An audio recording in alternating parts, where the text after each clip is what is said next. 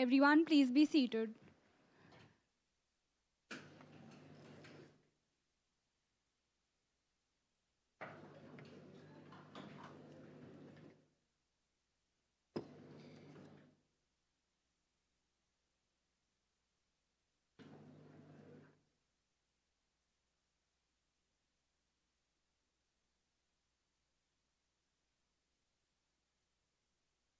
The secret of getting ahead is getting started. And with this dynamic energy in the room today, we wish you a very good morning. Let us commence with the first TGBS Conclave of the academic year 23-24, the HR Conclave.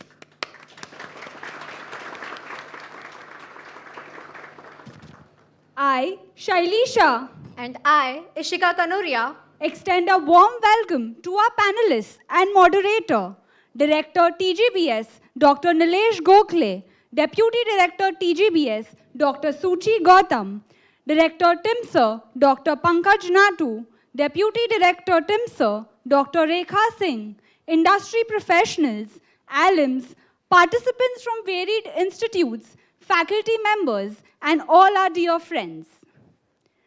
At Thakur Global Business School, the importance of values cannot be understated as they lead to virtues that eminently define the demeanor, nature, and overall attitude of a person towards life. TGBS holds immense pride in inculcating the virtues of integrity, focus, and gratitude within its students.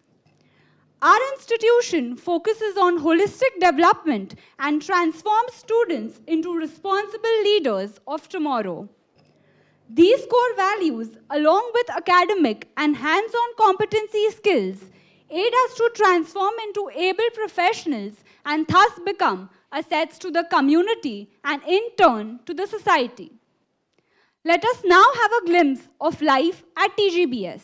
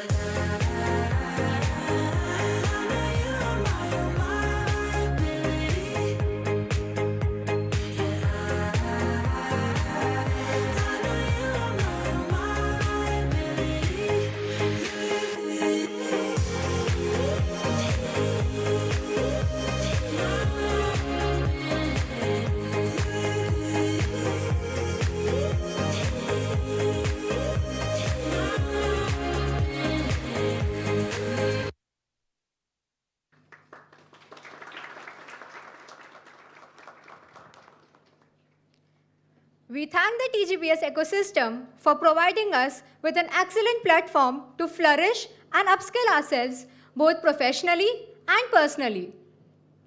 Further, we would like to share about last year's HR Conclave, the Skills Economy Roadmap to Success, which was a massive triumph with wide number of participants ranging from industry professionals, alumni, and students participating from diverse colleges, and had witnessed presence of more than 350 attendees.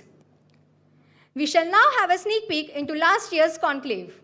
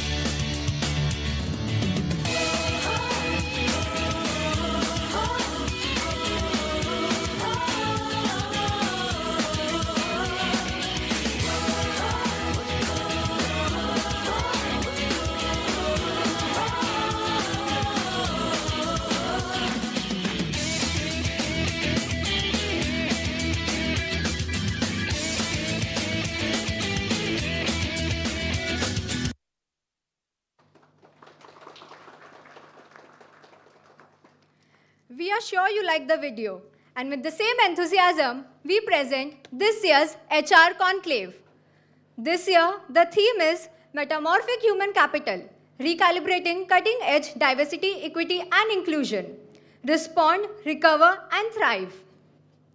Metamorphic human capital refers to the process of continuously evolving and enhancing the skills, knowledge and abilities of individuals within an organization. Recalibrating diversity, equity, and inclusivity in this context means actively reassessing and adjusting the strategies and policies to ensure fair representation, equal opportunities, and a welcoming environment for people from diverse backgrounds. It involves fostering an inclusive workplace culture that allows all employees to thrive and contribute to their fullest potential. Moving forward, we would now like to acknowledge and express our gratitude to our sponsor, Bisleri Distributor, for supporting this endeavor of ours.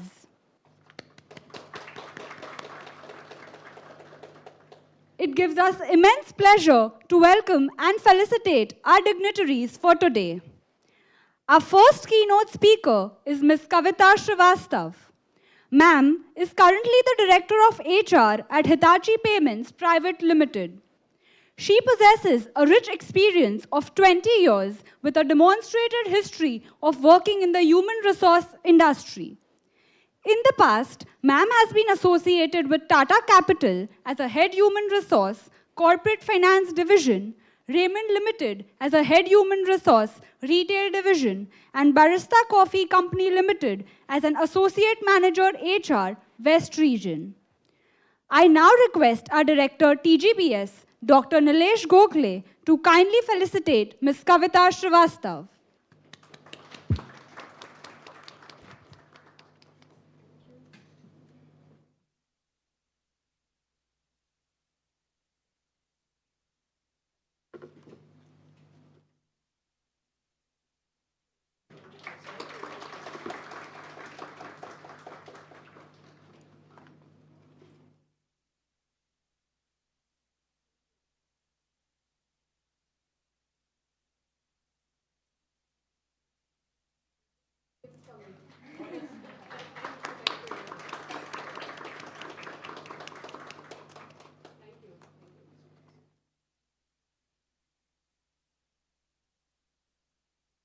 Thank you, sir and ma'am. Our next panelist for today is Mr. Sanchit Sinha, who is presently the Senior General Manager and the Head Corporate HR at Hikal Limited. He holds an extensive experience of 23 years with expertise in the human resource industry. His past involvements include association with Reliance Retail as a Senior HR Manager, Head HR at OmniActive Health Technologies, General Manager and Head HR, Corporate and Contract Logistic Business at Stellar Value Chain Solutions Private Limited. Sir has successfully completed the esteemed OKR Foundation course and attained certification as a certified professional in the human resources. It gives us enormous pleasure to welcome you, sir. I now request our Director TGBS, Dr. Nilesh Gokhale, to kindly felicitate Mr. Sanchit Sinha.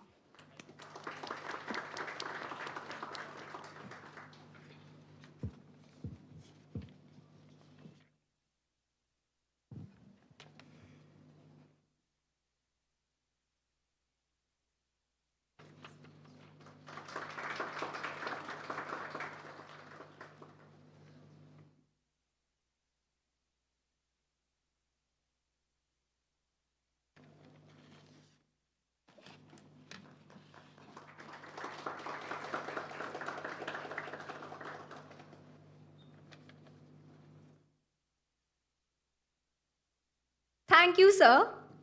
Our third panelist for today is Dr. Soumya Badgyan. Ma'am has had a rich experience as a visiting faculty and subject expert with wide-ranging institutes and has also been a professor of practice with Washington University. Ma'am is currently the Vice President, Corporate HR and IR at Gold Star Jewelry Private Limited. Ma'am has more than 20 years of experience in business transformation, HR specialist, succession planning, and business expansion through cultural and organizational changes in manufacturing and luxury business. I now request Deputy Director TGBS, Dr. Suchi Gautam, to kindly come here and felicitate Soumya ma'am.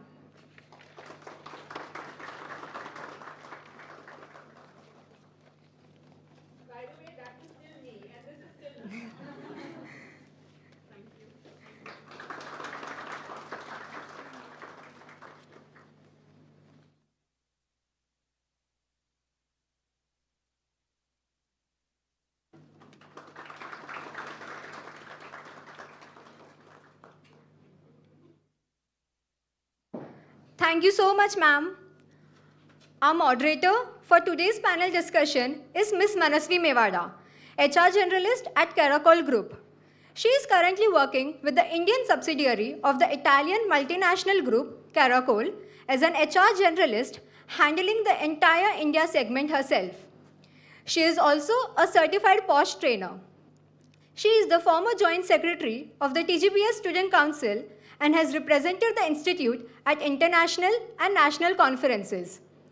She has also authored research papers that have been published in global journals. She is also the winner of Times of India Student of the Year, Mumbai, and Principals Award winner. I request Suchi ma'am to please felicitate Manasvi.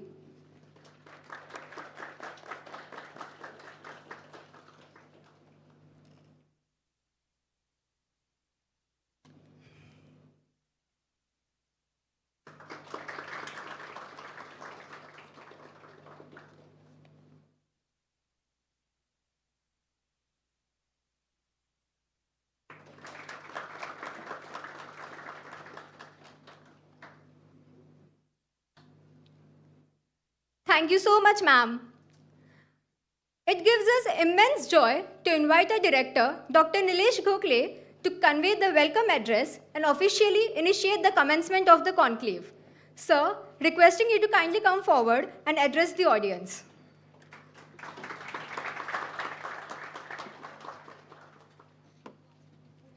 Thank you. Very good morning, everyone.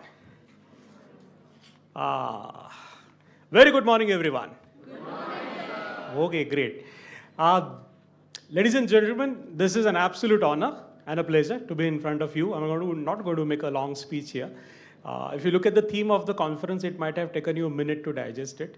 And that's the reason why we have panel stalwarts here who are going to decode it for us in the simplest possible terms.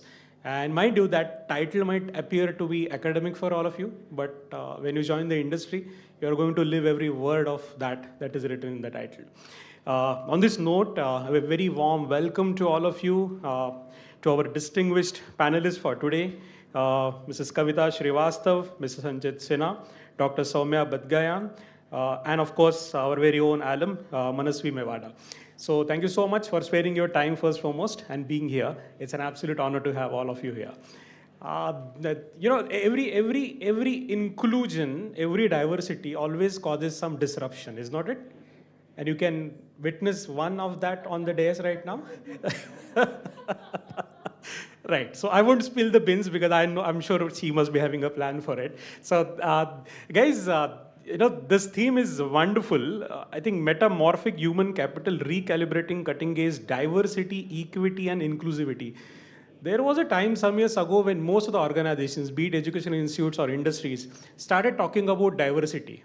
Some of them did achieve diversity, but came the next problem: how do you take care of this diversity? Because diversity would mean people from different walks of life, not necessarily just age, gender, and otherwise, but from different beliefs, different thought processes, different parts of the world. And then came the real challenge. How do you have inclusivity? You have diversity, but now how do you include them?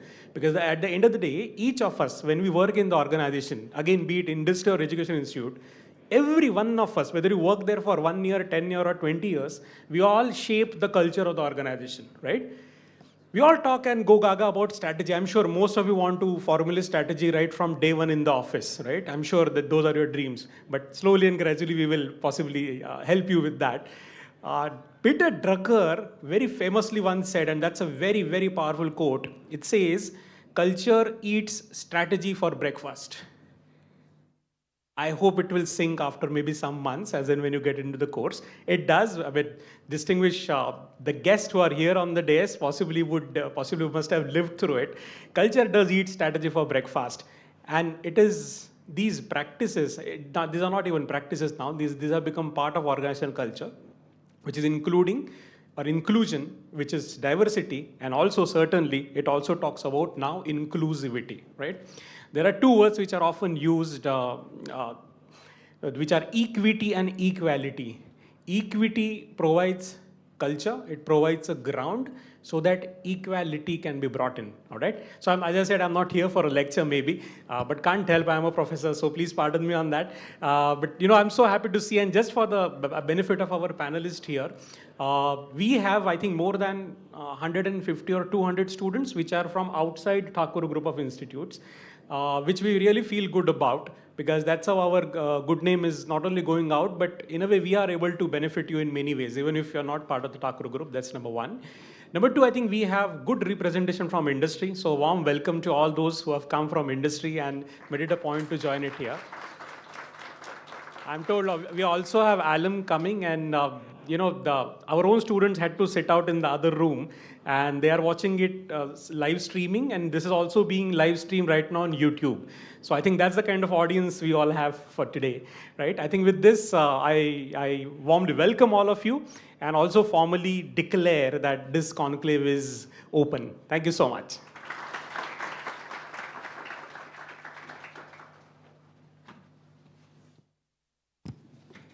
Thank you so much, sir. With this, I now invite our first panelist, Ms. Kavita Srivastav, to kindly enlighten us on diversity for workplace transformation.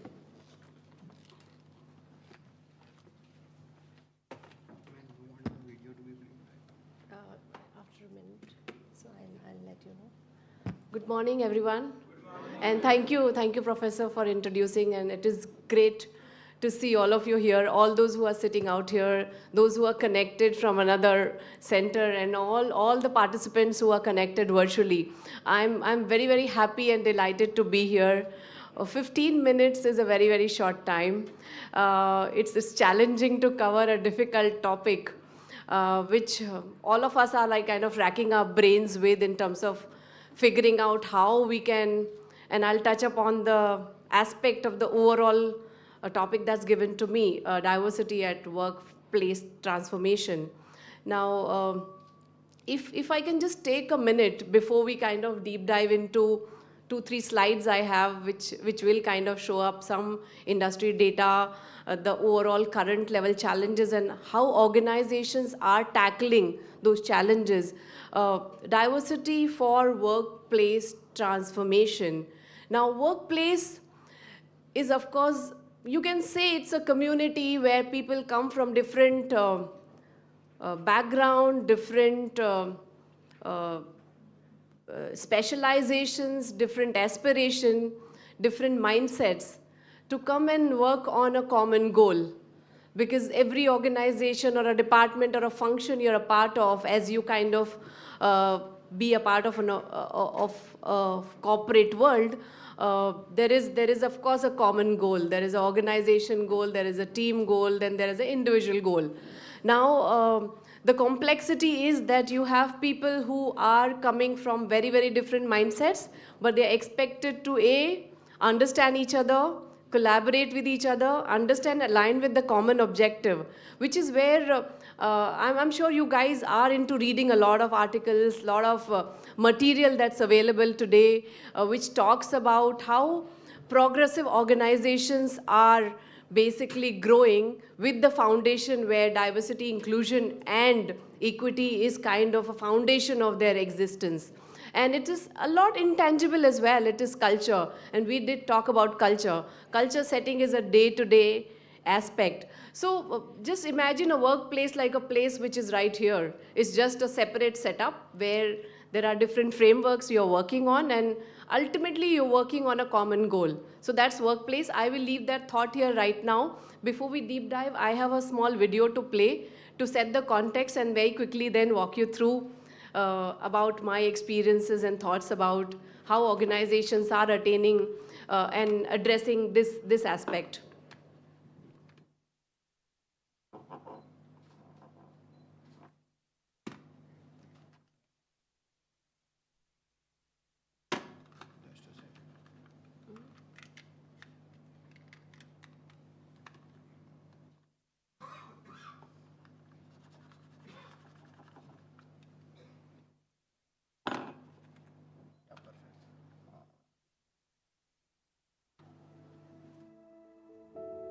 It's so easy to place people in boxes, drawing lines, creating sides. There's us, and there's them. Those we feel comfortable around, and those we don't. There are those of us with many chapters, and those just starting their own stories. There's the well-to-do, and those doing what they can. There are those we share something with, and those we don't seem to share anything with. Welcome, and thank you for coming today, guys. Today I'm going to be conducting an experiment where I'll ask you a series of questions. Now, these questions will be very personal questions, and for us to get a true result, I need you to be completely honest with how you respond. The first question I have is, who in here was the class clown?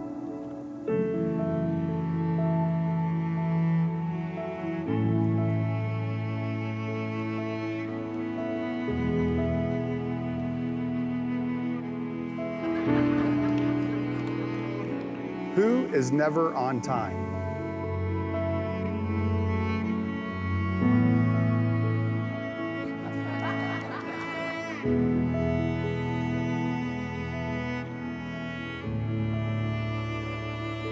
And then there's us.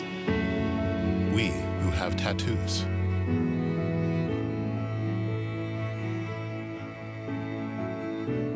We who feel lonely.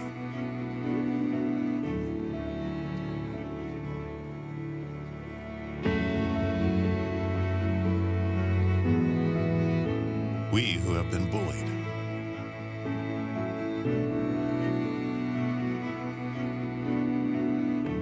We who have bullied others.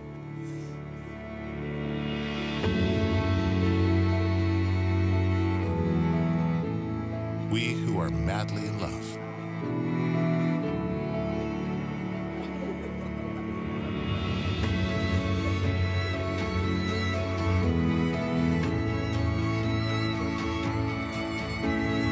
We who have overcome great adversity.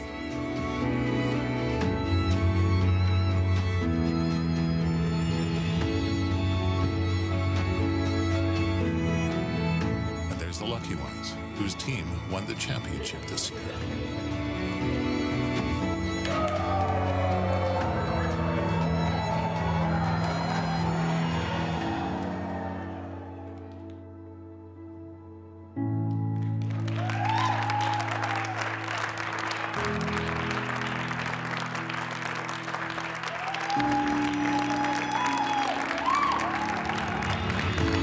We who beat cancer.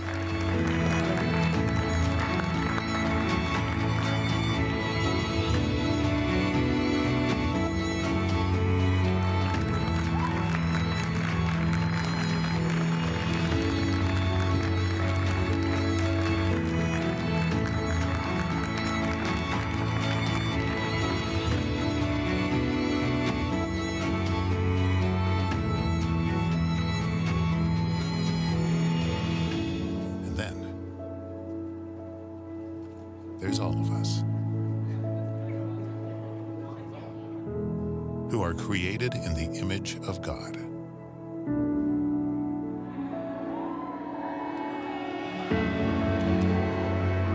And as one body, we stand together,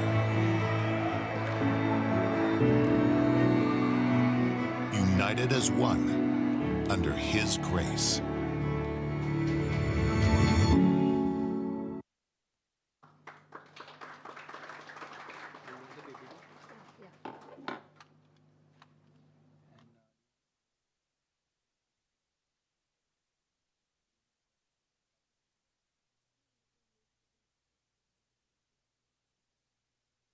I'll manage it, Ruby.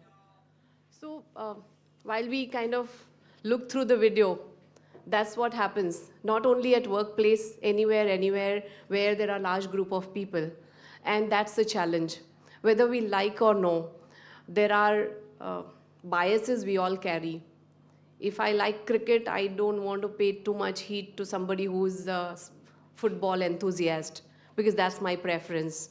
But if we are looking at building a diverse, rich, overall community that kind of offers multiple sports. And I'm touching one topic right now to just put emphasis on how the shift of mindsets is the challenge we are all struggling with right now. If you want to create an academy in an organization, it's important for all the sports enthusiasts to come together, agree to create an overall framework, agree to work with each other, respect, appreciate each other's strengths, and then you create value.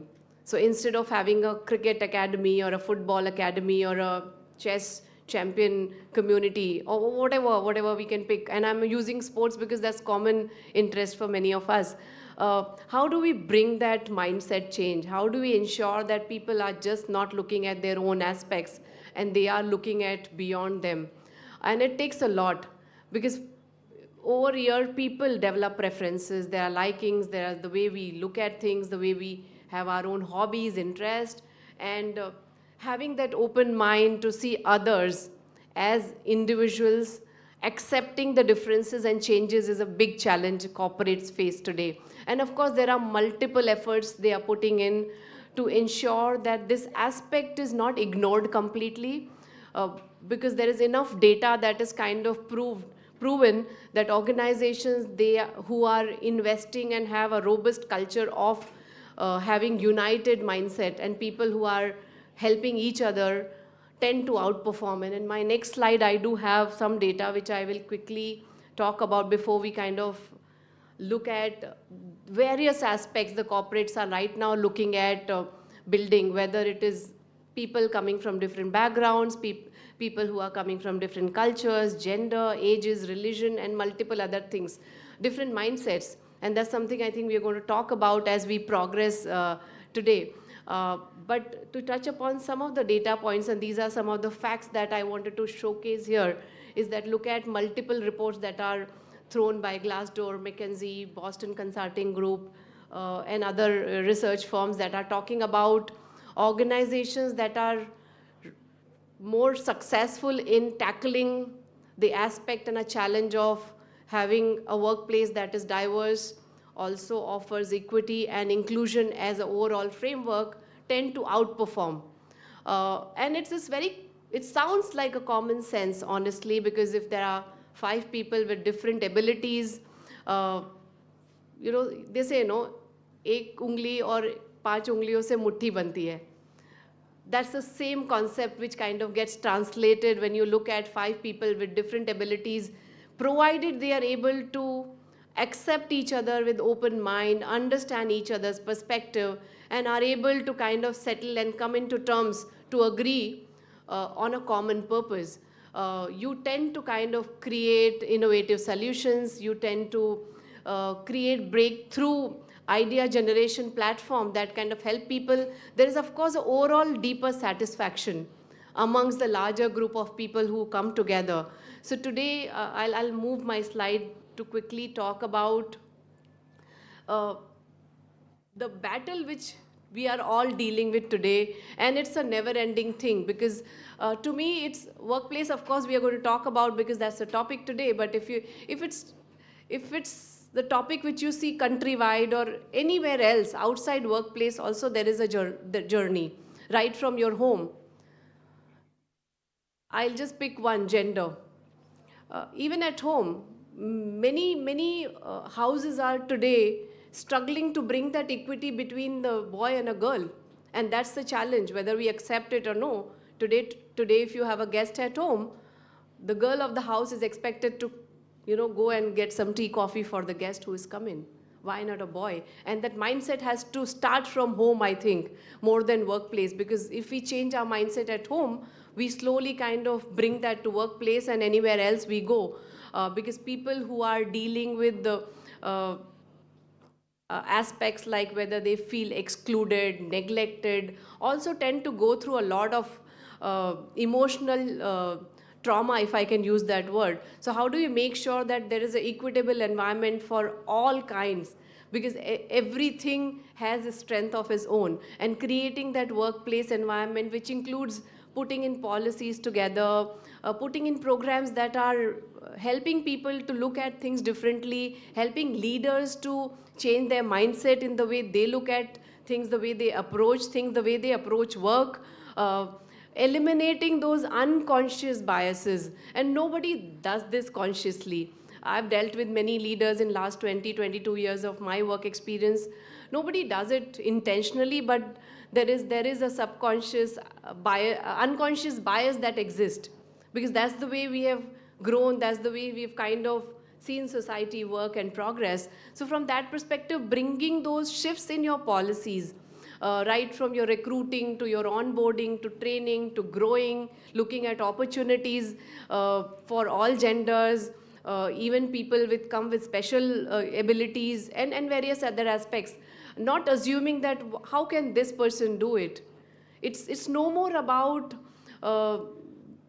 if I can say, the overall visual appearance you can see. It's more about the skill. And this skill can be acquired by anybody. It is gender neutral, it is religion neutral, it cuts across, if I can use that word. So how do we make that shift where you're looking at skill and competence, then looking at other aspects of individuals who are part of your workplace, whether somebody being a young mother or somebody who's aging up to retirement and various other aspects. Today, whether we like it or no, there is a tendency of people who are kind of close to retirement. Everybody would think, Abhi, where is the person going to go? It's just 3 years. It's not about that. I mean, desires don't end because your career is kind of going to, come into end. So why have that mindset? There is other way of looking at it, that you're sitting with somebody who's seen life and work more than you. Can that person come forward and contribute? So making those small shifts without having any assumptions is what we are battling with today as in corporate. And there is enough work that has happened when you look at evolved organizations, people are putting a lot of effort in ensuring that there is enough sensitization that is happening with leaders, creating that workplace environment that allows people, to feel comfortable, not feel pressurized, not feel secluded. Organizations have gone towards building creche facilities, flexi working hours for young mothers, for people who are not able to come to work daily, giving flexibility to operate from anywhere. So there are multiple initiatives that are being run. There is also a lot of effort in creating programs that kind of bring people together. So there is enough effort in ensuring that there is a common theme where everybody gets to participate. There is celebration of every aspects, whether it is religional or whether it is age-wise categorization, which you need to have. You need to have all minds to put things together. But how do you make them feel equitable is what the efforts are today. Overall pay equality, and there are enough research papers and discussions around that. Personally, to me, it's more about, not so much about the pay, but it's more about whether the person is being looked at to be able to do that right job. And honestly, many a times it's proven that it's no more an age thing now. Of course, you need experience, you need exposure, you need somebody who has seen cycles to be able to put a new business plan together or any other project you are involved in. But the innovation largely comes from a fresh thinking, which is what organizations are today pushing. And then there is more than enough effort in creating the cross-functional teams that bring this diverse concept. People with different background, different age groups, and it's more about the project-based work environment today, which is where organizations are putting a lot of effort. Overall benefits I did touch upon, but of course, at the end, if you're able to tackle these aspects in a positive way and able to build an organization that has enough diversity, is able to make people being a part of an inclusive culture and environment, there is satisfaction. Overall employee satisfaction is high. There is low rate of attrition. People are generally happy. People who are happy tend to perform better. Overall productivity, creativity increases, because when you have fresh minds who are thriving to do things and are feeling challenged to do newer and newer things, you tend to outperform. Overall decision making is rich, because you are looking at multiple aspects when you're taking a decision. It's no more like a my way or highway. That format has changed a lot. People are looking at forums that kind of bring multiple perspectives. There are cross-functional teams for any critical decision any organization takes, including, of course, it's not a latest thing, but few years back, there was a program that got introduced saying that even at the board, you need diversity of mind, you need diversity of age, gender, and those are the kind of things that are being pushed and introduced as a policy and a framework for organizations to get benefited. It's no more about now just making that person feel bitter. It's more about what value you can generate, what value it can give you, and which is where the journey is. So that's all on the benefits. I think I have also taken more than the time I was allocated with. This is what I had to say. If we have time for question answers now, happy to take them at this stage or maybe later. I'm here, but it is wonderful. We'll do a Q&A at a later stage as we are running against time. Thank you very much.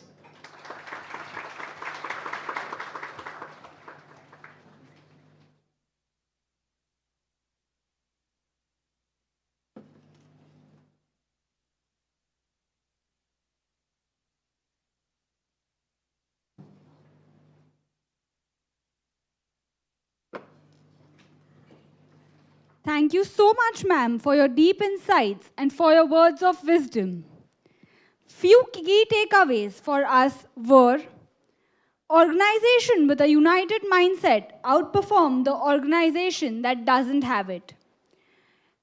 Unconscious bias, we need to change our mindset, the way we approach our work as well as at our homes. Skills are gender and religion neutral, celebrating our diversity. A diverse environment has an upward cycle. Thank you, ma'am. We would now like to call upon Mr. Sanchit Sinha to kindly come forward and share your vision on enabling generational inclusivity.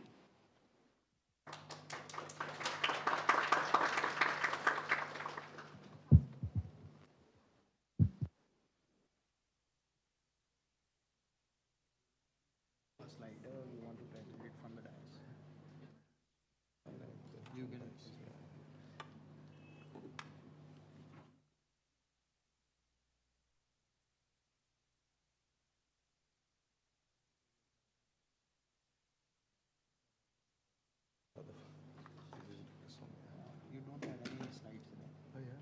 You have.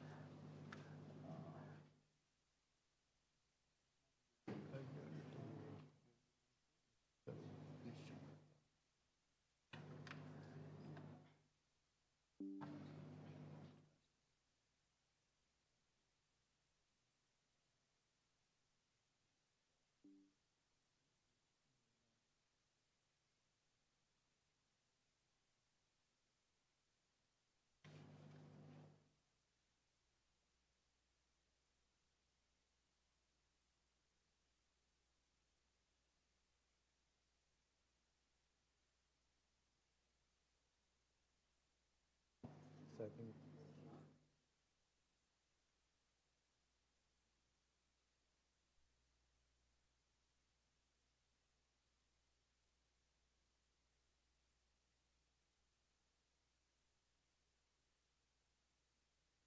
I think my presentation slides have not arrived here yet, so we'll have to wait for a while. So I think maybe till the time it reaches here, so we can begin. A very warm good morning to everybody. And thank you, Professor, for inviting me here. And I'm very happy to be here and sharing my thoughts on the areas given to me. So I'll be talking on enabling generational inclusivity. So to begin with, would you be knowing any organization which will have only single generation workforce? Most of the organizations will have multi-generational workforce, right from baby boomers, from Gen X to Gen Y, and even Gen Z. So you have different generations working in an organization, and that makes it more complex. So wherein expectation and approach, the style of working, everything is different with each generation. So that exactly creates more complexity in the working environment.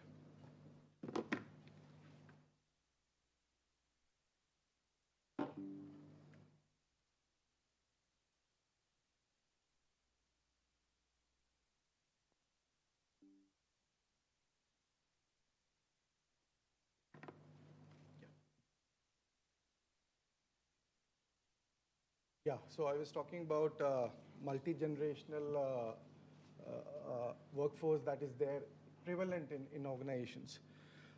I think my friend Kavita did mention about a statement given by Vice President of Netflix, wherein diversity, So diversity is there when somebody is invited for a party, and inclusion is where somebody is asked to dance. So that's a very powerful statement that was shared by the Vice President of Netflix. So when we talk about generations, how do we have an inclusion of generations within an organization so that they perform effectively and contribute to betterment of the organization?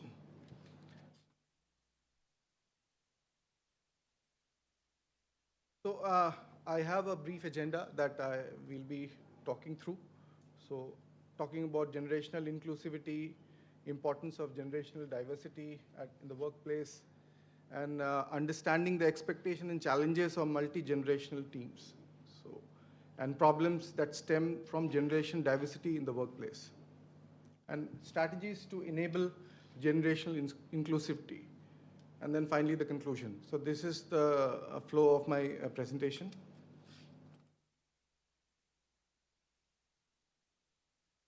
So what do we mean by generational inclusivity? So it refers to the work environment that values and respects and recognizes contribution from different generations. So it fosters a culture of employees from all age groups and who are appreciated and are able to collaborate effectively.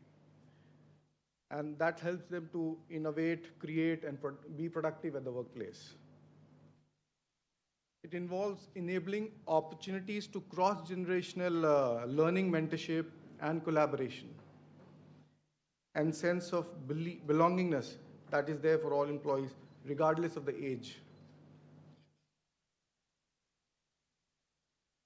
So what is the need for generational inclusivity? The modern workforce is becoming increasingly diverse as life expectancy rises and retirement becomes more flexible. With 4 generations working alongside each other, organizations face the challenge of managing the unique expectation of each demographic cohort. Several studies and reports have demonstrated that baby boomers, Gen X, Gen Y, and Gen Z have different needs, wants, and motivators. However, organizations struggle to address these differences, which may be a contributing factor of higher attrition rate that has been recorded.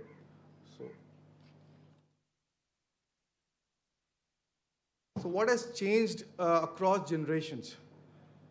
So there has been quicker job shifts now. I mean, people stay for 1 to 3 years versus staying in the same organization for 3+ years. So flexible work environment, work from home, hybrid working, and remote working. That is the in thing right now. Seeking more clarity on one's roles and expectation. It's even more stronger now. So people like to be more clearer on what is the expectation out of the individual. There's a vast improvement and importance given to the feedback. So people of current generation, they want instant feedback. They don't want to wait for the year-long process to happen. The middle-age conundrum. So basically, this talks about midlife. So what exactly we want to do. I mean, where we want to go in mid-career period when we are actually working. Early retirement. People are actually looking at early retirement to pursue their passion and work and maybe having their own entrepreneurial interest to pursue them. People are taking career breaks now. People are taking career breaks now in order to maybe go for a higher learning, pursue some passion, travel, anything. I mean, people have changed their approaches. The importance of generational diversity in the workplace.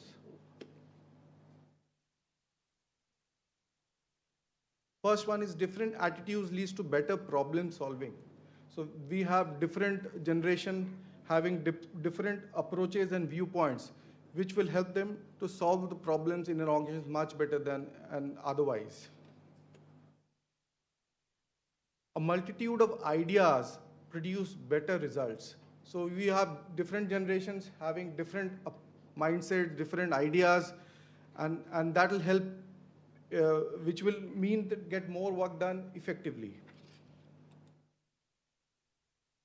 Embrace difference, not fear it. When it comes to workplace performance, we need all generations working together and in order to get better results. Knowledge sharing. If you want to have company to grow, knowledge sharing becomes very, very critical. And in order to have fresh ideas always on the table. employees who embrace diversity thrive. So, it's a proven fact that companies which have greater diversity at the workplace will be more successful than otherwise. With this, you can see how importance of generation diversity is. So, if as you move along the chart here, people, groups with have gender, age, and geographic diversity make more better decisions than otherwise. So this clearly states that in order to have a multi-generational diversity at workplace, we will give you better results because people will be making better decisions. Understanding the expectation and challenges of multi-generation teams. With this, you'll see there are 4 generations that generally form a part of any organization. They will have different behavioral styles. They will have different learning styles. Their communication style will be different. Their approach to problem solving will be different. Their leadership style will be different. And the way they want to receive feedback would be very different. So all of these, if you look at it, in an organization, in order to manage these different generation of workforce would be very challenging, and one need to understand and also make people aware and train them in order to understand the expectation that each generation has. And that will help the organization to really form groups as and when it is required, wherein maybe somebody from a senior generation would be giving ideas, words of wisdom, and somebody from a Gen Z would be more giving challenging tasks, like, for example, having more technological inputs to provide. Problems that stem from generation diversity in the workplace. What are the potential problems? Risk of conflicts. As I said, different expectations are there from different generations. Definitely there's going to be conflict. Lack of mutual understanding. If I'm not able to relate to what the other expectation of the other generation, there'll be no mutual understanding between the employees. Different working style. So approaches would differ from generation to generation. And there could be communication gaps. The way I communicate, the way the other generation communicate would be different. So there could be a possibility of communication gaps happening at the workplace. Now, strategies to enable generational inclusivity. How do we promote? So we encourage collaboration and mentorship. So that is how we want to promote and enable generational inclusivity. Raise awareness. As I said, until as we make people aware, employees aware of expectation and the realities of each generation and sensitize them, it will always be a conflicting environment. So it is very, very critical to make them aware through different programs. Provide professional development opportunities. So offer professional development opportunities that cater to unique learning needs and career aspiration of employees of different generations. So for example, somebody in Gen Z would look at opportunities which would be of shorter career journey. They would not look at a very long period of time. So organization needs to provide those kind of environments so that they prosper in the organization. Promote and respect open communication, which is very, very important. Until we promote a very open dialogue amongst employees, it will be very difficult to really make them together. And encourage employees to actively listen and learn about each other and their perspective and expectation.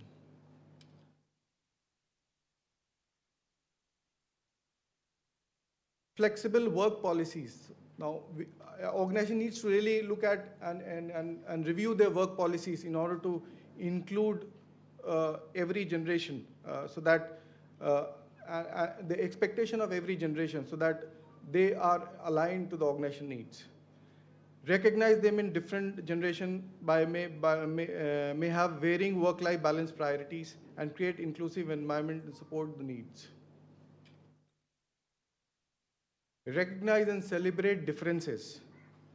So celebrate the diverse contribution of different generations by recognizing their achievements and milestones. This can be through a formal recognition programs.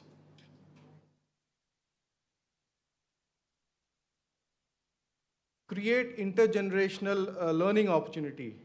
Encourage intergenerational learning by organizing workshops, panel discussions, and informal meetups where employees can share their knowledge. This can be a platform for older employees to share their expertise and younger employees to provide their fresh perspective. Encourage reverse mentoring. So here, the senior employees, the older employees can pass on the words of wisdom while the younger employees give their own perspective and fresher perspective. And they can learn from the older employees.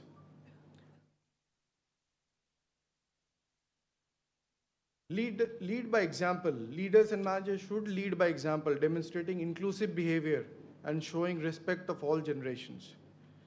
Encourage leaders to actively seek input and perspective from all employees to create an inclusive and supportive work environment. Conduct regular diversity and inclusion assessment. So regularly try and assess, understand whether the practices and the culture is getting in the right direction. If there are gaps, one needs to correct them so that and then backtrack the organization approach. Use this feedback to develop targeted initiatives and strategies which will increase the inclusivity over time. So these are the few approaches which can help us to enable generational inclusivity. So finally, while generational diversity in the workplace can be challenging for both employers and employees to navigate, it can be a good competitive advantage for companies to embrace it. Companies have cross-generational mentorship programs benefiting both mentors and the mentees. By fostering culture of celebration, collaboration, keeping in line of the communication open, and tailoring your approach to each individual, you can get ahead of any potential conflicts that before they arise. And creating generational inclusivity is an ongoing process, and it requires a commitment from leadership and continuous effort from all of us. Thank you, and that's all from my side right now. Thank you.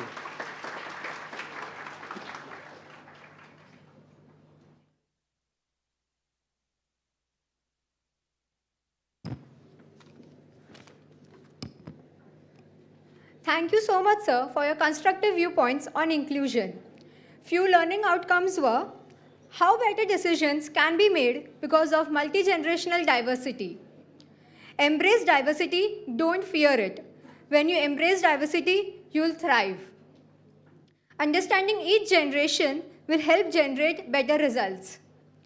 We need to promote generational inclusivity for the growth of the organization.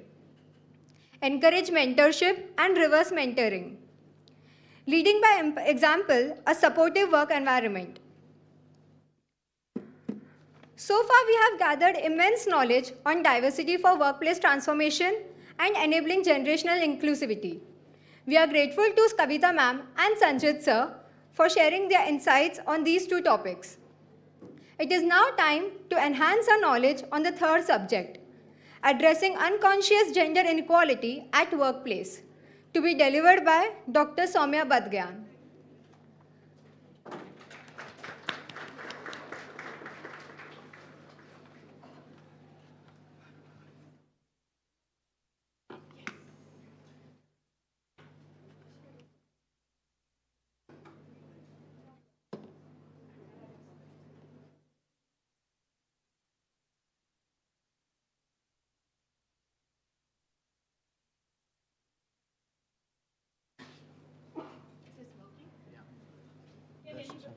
hear me?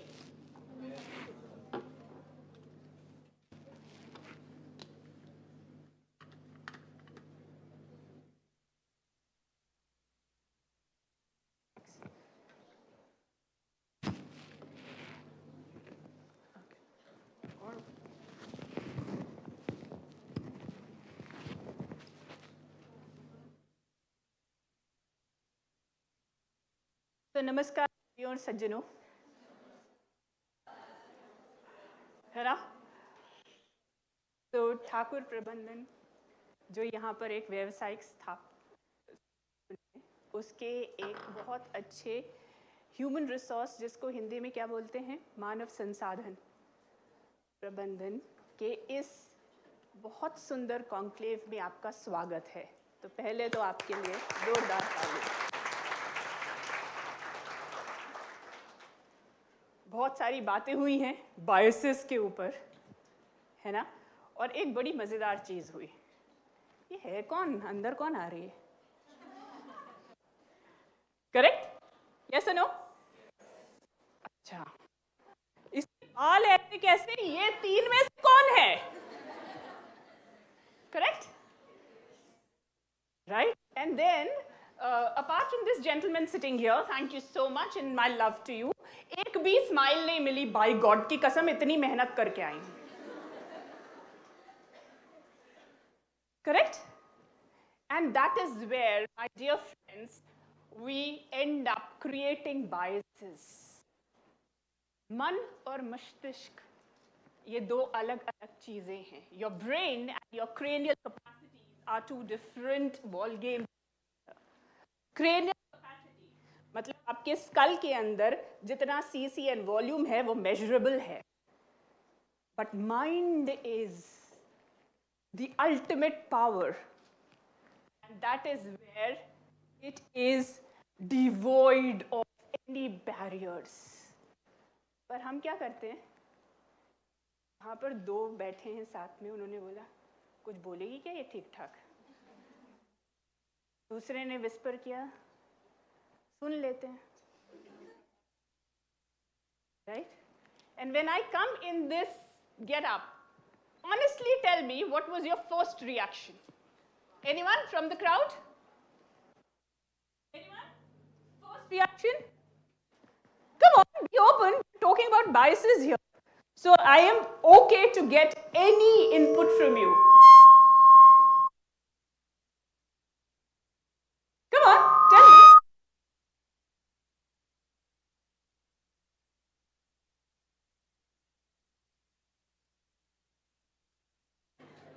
Please tell me. What did you feel?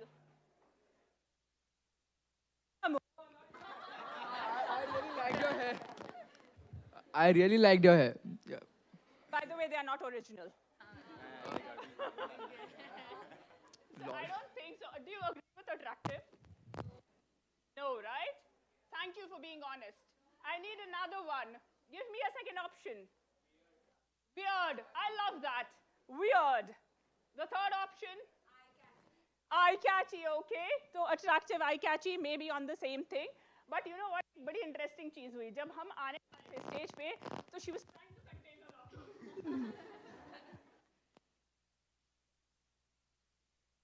And that was beautiful. That was beautiful. That is where we all are fighting with the biases that create inside the system, right? I'm a corporate professional. I'm also an IOD member, which means I come from Institute of Directors and I have that membership as well. Tomorrow, I would be sitting in the board. PhD, and I'm a gold medalist. Could you have understood this with this get-up? Correct? I have, my daughter is 21, son is 25, 26 to be.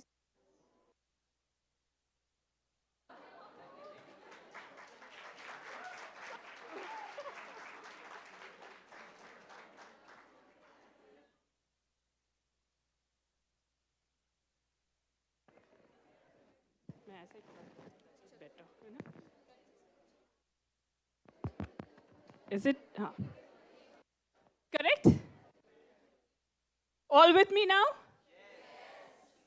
Yes, finally. So this is where we create biases because we tend to slip people under certain boxes, like what Ms. Srivastav had mentioned, right? We are saying a particular person should be like this, should behave like this, and we take away the freedom. आज़ादी के 70 कितने years हुए? And यहाँ से आज तक हम आज़ाद नहीं हैं.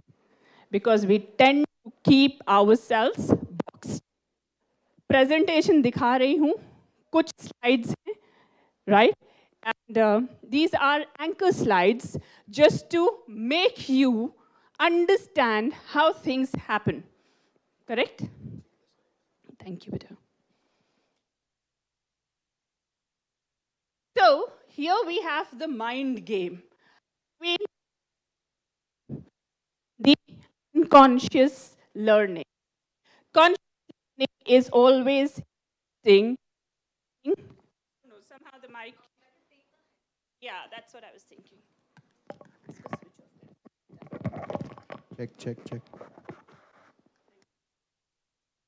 So the conscious learning happens through enacting, learning, and projecting. अपने आसपास, आपके परिवेश में, आपके surroundings में, whatever you witness, whatever you see, you tend to imbibe that. And then you tend to reflect that on people. है ना? जब I was still to be born, तब से हमारे careers decide हो जाते थे. लड़का हुआ तो engineer, लड़की हुई तो doctor. I was a rebel, but with a cause. Okay? The second is unconscious learning. It is effortless. मतलब गर्लफ्रेंड का हाथ गियर बॉक्स में रख के भी आराम से गियर चेंज होता है.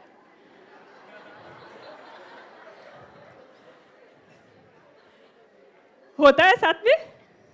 How many? नहीं. Liars. Okay? By the way, I'm lucky then. My husband can do it. Correct? That is what is unconscious learning. It comes so naturally to you that you won't even understand that you're behaving in a certain way. है ना? जैसे कि अगर मुझे पढ़ने का बहुत शौक है, I just completed my MA in psychology and I intend in doing my second PhD. देख के नहीं लगता है ना? दूर दूर तक के बुक्स के पास भी जाती है क्या? And I have almost authored 2 books. And one of them is a world record holder where I am a contributor. Correct? दिखता ही नहीं है, समझता ही नहीं है. Okay? Now this is UN's definition. But let UN's definition stay with UN. What is our understanding is more important. And our understanding is simple. If you love yourself and you're unapologetic about it, like when I said that I'm coming with this wig, Divya ma'am, एक 5 second का silence था उनके phone पे. She was like, क्या करने वाली है? And then post that, she was like, yes ma'am, do whatever, क्योंकि मैं substitute थी. तो ये स्पीकर भी अगर मना कर देता तो स्पीकर था नहीं. तो बोला कर ले भाई, जी ले, पर आ जा. है ना? So this is a very powerful. Divya ma'am, अभी हम आपके बारे में ही बात कर रहे थे. So women in sports, this is something which is etched in history. ये कैथरीन स्विट्जर हैं. 1967 में इन्होंने फर्स्ट टाइम मैराथन दौड़ी थी. उसके पहले तक के women were not allowed in sports like marathon, and this was Boston Marathon. The second is the racism. ये biases हैं हमारे दिमाग में. I would refrain from from naming the institute, but वहाँ पर एक director महोदय हैं जिन्होंने बोला कि मुझे काले लोगों से चिढ़ होती है. Okay? Racism, biases that we create in our minds. Ageism, right? अगर आप cabin crew हैं तो 27 साल की उम्र में 5 फुट 4 इंच मिनिमम और इस तरीके का वेट अगर होगा आपका 50 kg, then only you can apply. Otherwise, please do not even bother to apply. So you don't comply to our norms, you do not, or you're not allowed to apply. Correct? Rights to education. This was pioneered by a woman when women were not given any right to learn because it was considered a subservient race. Subordination के लिए. आज कितना beautiful लग रहा है when I'm seeing women dotting this beautiful podium. Right? Sanchit was probably the only man held on by Mr. Gokhale कि मैं हूँ तेरे साथ. Otherwise, there were 3 women there. Correct? Martin Luther King started with his fight for the Black American in 1964 with the right of equality. ये सब आपको पता है. ये इसलिए आपको बताया जा रहा है that people have already done the groundwork. You just have to walk. वो भी नहीं कर रहे हैं हम. Correct? Right to freedom. Now, what is right to freedom? Anyone? Right to freedom का क्या मतलब है? People who are sitting right at the back. Right to freedom का मतलब क्या है आपके लिए? जैसे, yes, please. Just a moment, I'll get the mic close to you. Freedom to go anywhere in the country. Okay, freedom to go, that means travel, right? Okay, freedom to travel. Anything else? Beautiful. Freedom to choose. Right to freedom is freedom to choose. And that's, yes, freedom to? Freedom of speech, yes. Yes, freedom to travel, freedom to choose, freedom to speak. Anyone else? Right to education, exactly, I was coming to that. So you're talking about the 7 fundamental rights, right? But freedom is something which is an expression, it is a choice that you make, correct? Today, we are living in a free world. We call ourselves living in a free world? Yes, no, maybe? But if you are taking that freedom for granted and doing activities that do not conform to the larger interest of the society, then I'm sorry, you are not exercising your right to freedom well. Correct? Understood? Fantastic, right? This, we often talk about the glass ceiling. But ये glass ceiling था क्या? So एक writer थी जिनका नाम Merlin था. In between 1978 to 1991 ये देखा गया और आज भी statistical data ये बताते हैं that women ruling the boardrooms is far lesser than women ruling or maybe are in the jobs which are more conforming to maybe say non-strategic lead roles. Right? जिसे support functions बोलते हैं. Core functions में आज भी women उतनी ज़्यादा नहीं हैं. Correct?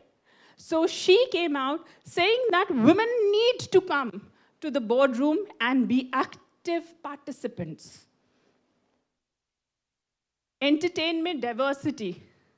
Mr. Gokhale was talking to me about how he was in media and where we see a lot of people coming in from very diverse backgrounds, right? If you see here, Madeline Stewart, all right?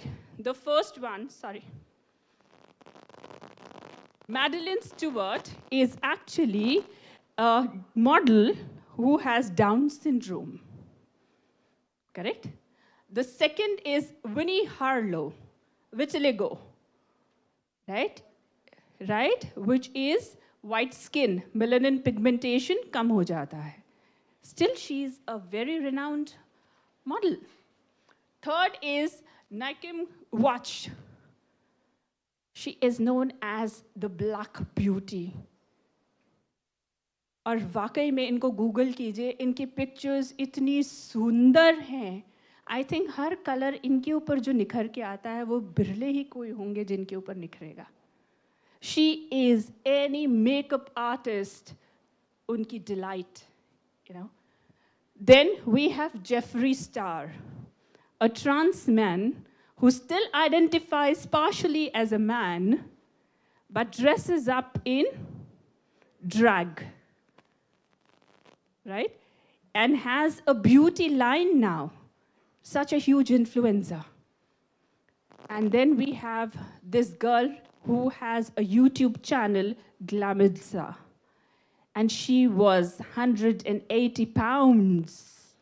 Went through a bariatric surgery trying to reduce, but Sephora actually had her as one of the models. Correct? Oscars. Natu sir nahi hai, nahi to maza aata. All right? The Natu Natu song won so well. And we also have Michelle Yeoh, correct? Who took the Oscar, the first Asian, so as to say, in the mainstream. Correct? Sexuality. इसके बारे में तो I give a separate lecture altogether. Asexual, transsexual, pansexual. There are more than 15 types of sexual orientations. Male, female, trans, itna hi pata tha. More than 15 types of sexual orientation and 47 terms that define sexuality. Why is this so important? Why do you think this is so important to even talk today? This topic, usually we do not talk openly. Anyone? Anyone would like to take? Yeah, please, boliye. There's no taboo here. Gender equality? Gender inclusivity. Correct? Right? And to me, it is very surprising when we talk about inclusion. If we can have various pets in our house, and if I do not call my dog, but I say I have 3 babies, one has 4 legs. Right? We never call our dogs, our cats as animals. We call them as our family. Then why the hell we can't welcome people who belong or who are non-conforming to our beliefs? Correct? Yes, no? Beautiful. These are 2 scientists with special ability. While you may know Stephen Hawking, Temple Garden is autistic. She is a professor and a researcher, and she does beautifully well in the realm of research. ये मेरा pet subject है. Correct? How many of you all have faced discrimination in the pay package because we do not come from the IIMs? We are not from Stanford of the world. We are not from Sloan schools. Happens? मेरे साथ हुआ है. आपके साथ हुआ है कि नहीं मुझे इंडस्ट्री? सुनारों के यहाँ क्या होता होगा? Okay, so I'm sure that when Manasvi will take our panel discussion, that time I will take you through what we've done, right? So this education diversity is very important for us to understand. So my daughter is working for UBS, okay, in UK. She's doing her internship from there. So it's a Swiss bank, right? And uske saath saath, she also got into McKinsey, which she turned down the offer. McKinsey में उसने बड़ा interesting एक चीज़ देखा. Finance के jobs के लिए history के बच्चों को इंडक्ट किया जा रहा था. Correct? Finance and history. What is the logic? And do you know what the logic is? Diversity of thoughts. Because historically, they would be attuned to the culture and how things have happened. आज Indus Valley civilization के जो अवशेष मिले हैं, the fossils that and you know whatever is excavated from Mohenjo-daro and Harappa, people are seeing radio or radioactive traces there.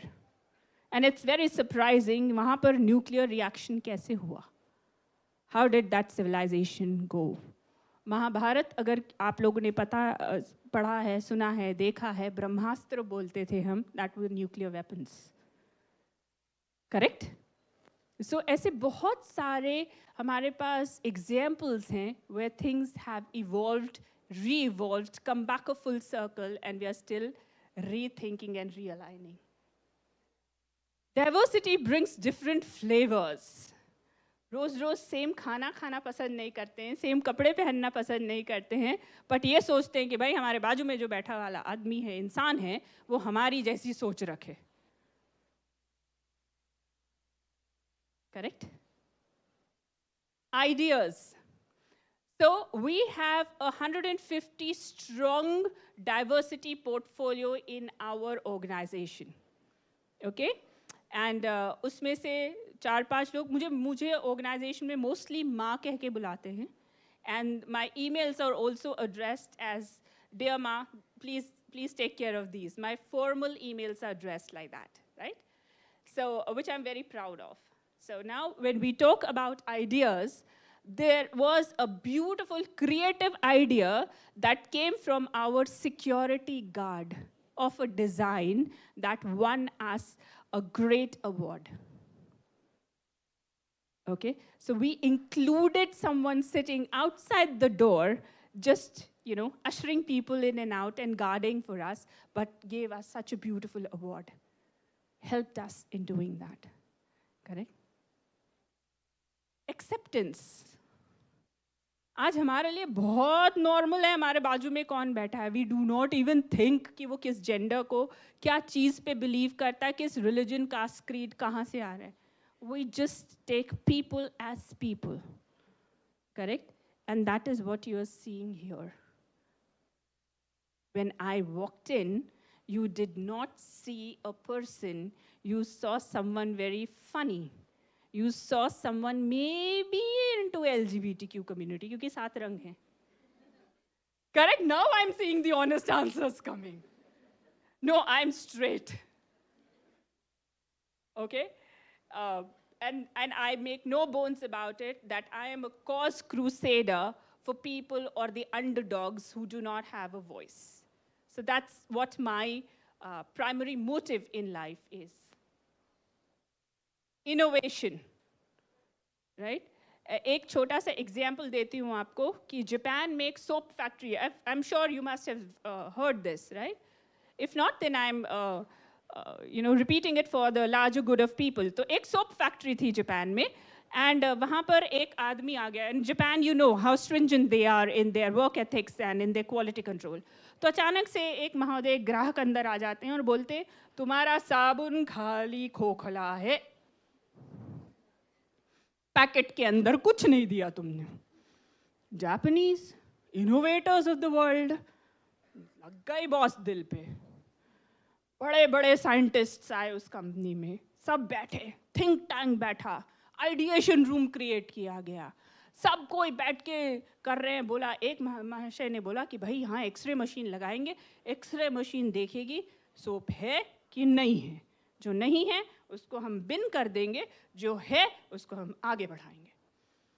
Board ने appreciate किया, उनको सिर्फ एक अवार्ड मिलने जा रहा था, साइड में खड़ा होकर एक वर्कर काय बोलते ना. Right? That was happening. And then what happened? Suddenly, boss comes with the boss ego boss. Boss went ahead and asked, What is it? Do you have a better solution? हाँ, what is it? Fan लगा दो ना, उड़ जाएगा, empty. X ray machine का क्या जरूरत है? Simple. पर हम सोचते हैं innovation मतलब big things, right? It can be simplistic, small things. Leadership. Leadership is not about self.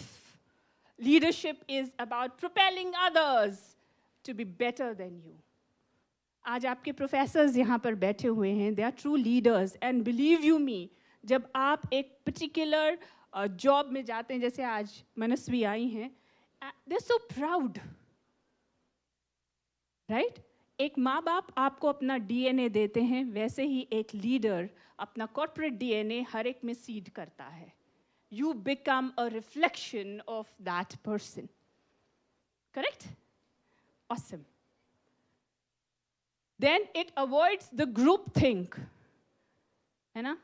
इस तरीके के, and I'm thankful to Thakur for allowing me to come like this. Right?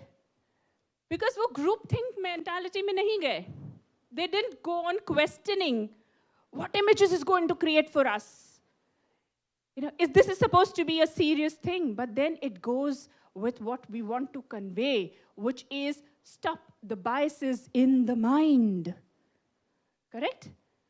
Right? So it avoids the group herd mentality. And then there are pointers as how to include these diversities, hiring practices. आपका 5% का कोटा आप रखिए कि आप diverse background के लोगों के लिए रखें. People who come from a diverse thought line even. Maybe sexual orientation को आजकल बहुत ज़्यादा प्राथमिकता दिया जा रहा है. We give too much of importance to the sexual orientation. But diversity is not just sexual orientation. It is much more. And I'm sure we will discuss this with Manasvi. Then employee groups which have a certain practice, which is catered around them, right? Transparency. Are you okay in sharing your ideas? Right? Is your idea being welcomed? कुछ भी बोलते रहते हैं. ऐसा कभी होता है क्या? करके दिखाओ. If that's the culture, then I think that needs to be rethought about. You know, that is not the right culture to be in. Be vulnerable. To be very honest with you, I wanted to do this, but I said, what am I risking? I'll be very honest with you. This is a risk that I took. And I think, did it work? Yes. Are you sure? Yes. Thank you again. Correct? Thank you. Thank you. So this is something that shows the vulnerability. I'm okay if they don't like me, but I still will hold on to what I believe in. Correct? And that is something which is very important for today's generation and for everyone who is going to be in the corporate world. जब हमने join किया था, symbiosis से pass out होके आए थे, हमको भी लगा था एक रिवॉल्विंग चेयर मिलेगी और बोलेंगे रामू जरा चाय ला. बॉस कुछ नहीं होता, हम ही रामू शामू होते. And we start from being Ramu Shamu. Correct? Okay. And last but not, do not claim Mother Earth as your own. If you want to have diversity, it is not limited to just Homo sapiens. There are other species as well, which you need to include. However, here's where we are going wrong. A pregnant woman being shown was in a beer advertisement. Right, wrong? Good. So, जब हम biases के बारे में बात कर रहे हैं, we have to understand the good and the bad and the ugly. Correct? Second is Marlboro ad with a woman who's smoking. Right or wrong? Wrong क्यों? Men smoking is right. Correct. Smoking itself is not good. correct? Then you have another English vodka. English vodka? Vodkas are supposed to be made out of potatoes from Russia and Poland. English. Okay? And then there was this controversial picture of, what was it? इतना तो जानते हो, ये भी तो बताओ क्या हुआ था? Her armpits were made fairer and her hand was made slender, and she stood up and said, dude, this is not me. I have dark armpits. Do not Photoshop me. Correct? So this is a media image that happens. Thank you. Thank you so much. It was a pleasure interacting with you all. I enjoyed the session delivering as much as I hope you enjoyed listening to it. Thank you. अब मैं ये निकाल रही हूँ. Let me come back to my original avatar. Thank you for being an amazing audience. Thank you for giving me this opportunity. Thanks a lot.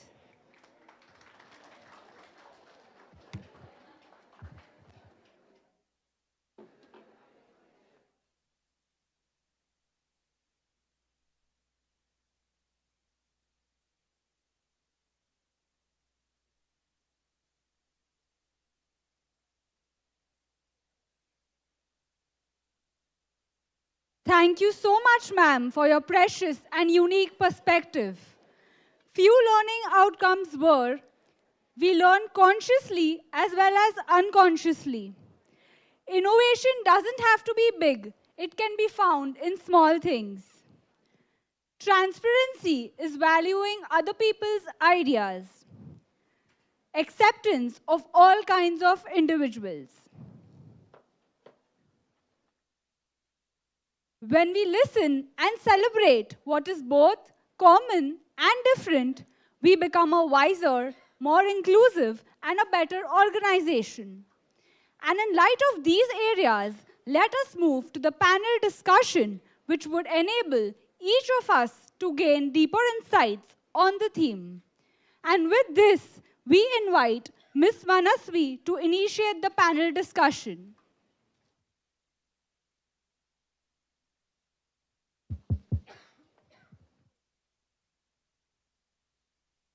Hello? Okay, so Vividita, Samanta, Sahit. A very good morning to everyone present here, ladies and gentlemen, our esteemed guests, and every inspiration seeker here. You all know, once again, I'm Manasvi, a proud TGBS student, ex-student. Now, with this, today we are here for a momentous occasion to discuss, to gather and explore the boundless horizons of diversity, equity, and inclusion. Thank you, all the panelists, for such amazing insights. With this, I would like to give a nutshell idea about what our panelists just mentioned. Kavita ma'am took us through a wide angle of how diversity is important in transforming a workplace. She quoted that diversity is an invitation to party and inclusion is being asked to dance. Thank you, ma'am. No humans are alike. People are not only different from diversity, from demographic point of view, we are different with our opinions, thought processes, and backgrounds.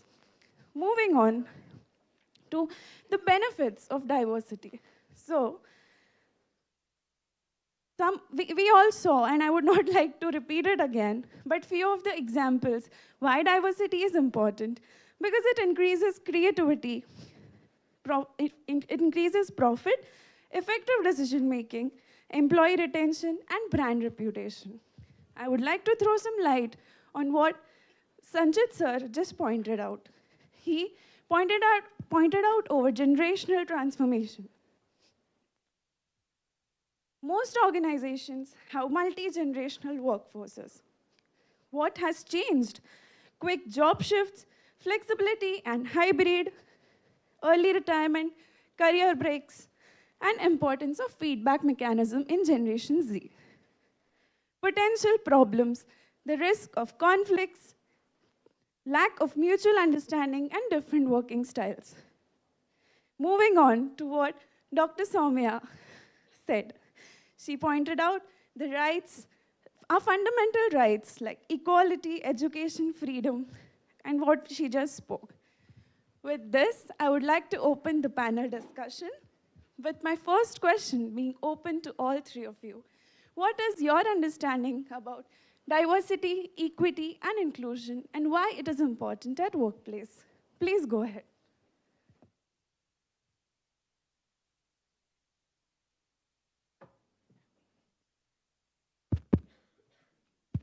तो अभी मैं इतना सारा बोल चुकी हूँ I think उसके बाद भी मेरी अंडरस्टैंडिंग अगर जानते हैं so it is very simple in my understanding of these beautiful terms and that is that love is unconditional, respect is unconditional, and talking about, including people or including human beings is unconditional. For me, when we have things unconditionally put across, that is where we truly imbibe the essence of diversity, inclusion, and equity.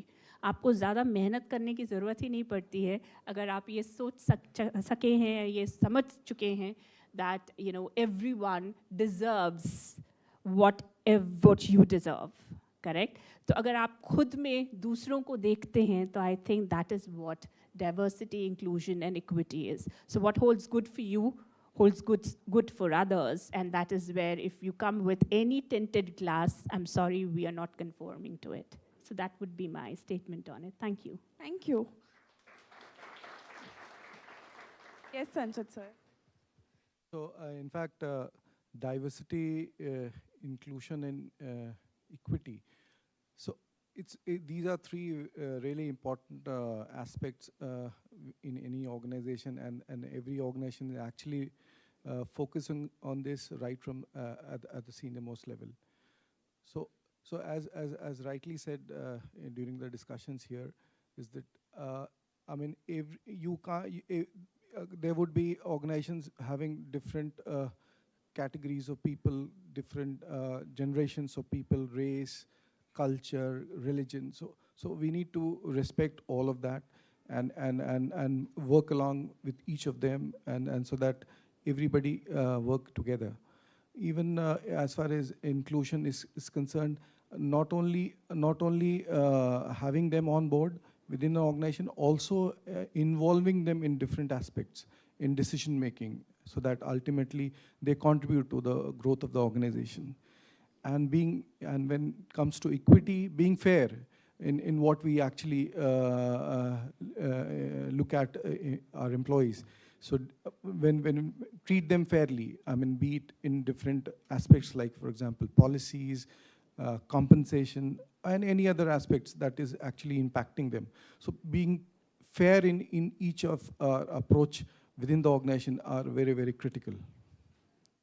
These are my thoughts about DEI. To me, we are looking at our country being a part of developed countries. So few years from now, there are, of course, aspirations. Government has indicated that we will be a developed economy in few years. Now, if the economy has to develop, it has to sustain a certain level of growth. Today, our growth rate would be about 7.5%. If we have to by 47, I think is what has been indicated by Mr. Modi, that we will put India as a developed economy. And if we were to get there, that means we have to sustain the current growth rate or maybe outperform that. If that data doesn't happen, we will not reach there.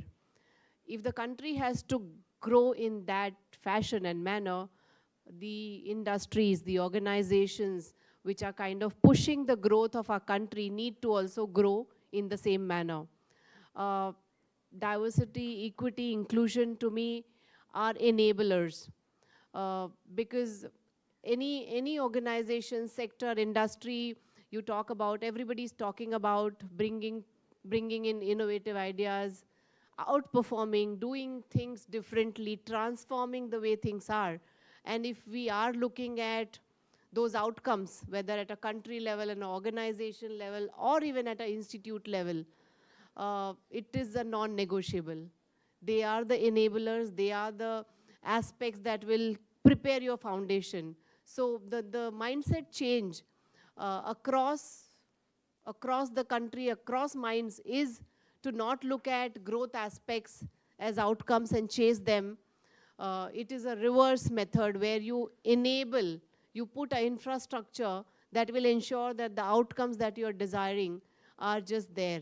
And that's how I would look at it. I would call them enablers. Anybody who struggles, who's not able to put this together, probably will not, may take longer time to reach or achieve the kind of results one is looking at. So that's how I would respond to your question. Thank you. Thank you for setting the pace and embarking the discussion. So with this, also I would want to understand if you can cite an example of a successful diversity and inclusion initiative at a workplace that you've been part of. Anyone can. All right. So, like I've said, gems and jewelry industry is one of the most ancient of industries, right? आप mummies को भी देखेंगे तो उनके ऊपर भी सोने की परत चढ़ी हुई थी, right? So it is from the Egyptians and the Grecian civilization that we have seen jewelry. However, it being such an archaic kind of an industry, the thought lines, and because it is more dominated and dotted by family-owned businesses, the thought line shift needed to be really, really shaken up a lot. So when we included LGBTQ in our workspace, it was not easy. However, I'm sure if you've heard about the Levin's model, you know, what is it? Unfreeze, change, refreeze. So you unfreeze the norms which are there. So there are 3 parameters to it. Then you create the change in the ecosystem, right? Wherein you create the buy-ins. Buy-ins means right from the top to my blue-collar workers, correct? Everyone was given the openness about how these people can come and co-partner with us as true contributors. And third is that we established the norm. अब होता ये है कि most of the blue-collar workers, they come from a socio-economic strata wherein such things are not, you know, encouraged. So words like, ये तो गुड़ है. Correct? ये एक insulting phase हो सकता है किसी के लिए. क्या आप insult feel करते हैं? ये तो एक मर्द है बोलने से, या तो एक स्त्री है बोलने से. So ये जो mind shift हम लेके आए, आज हमारे यहाँ पर we have 150 strong diverse portfolios.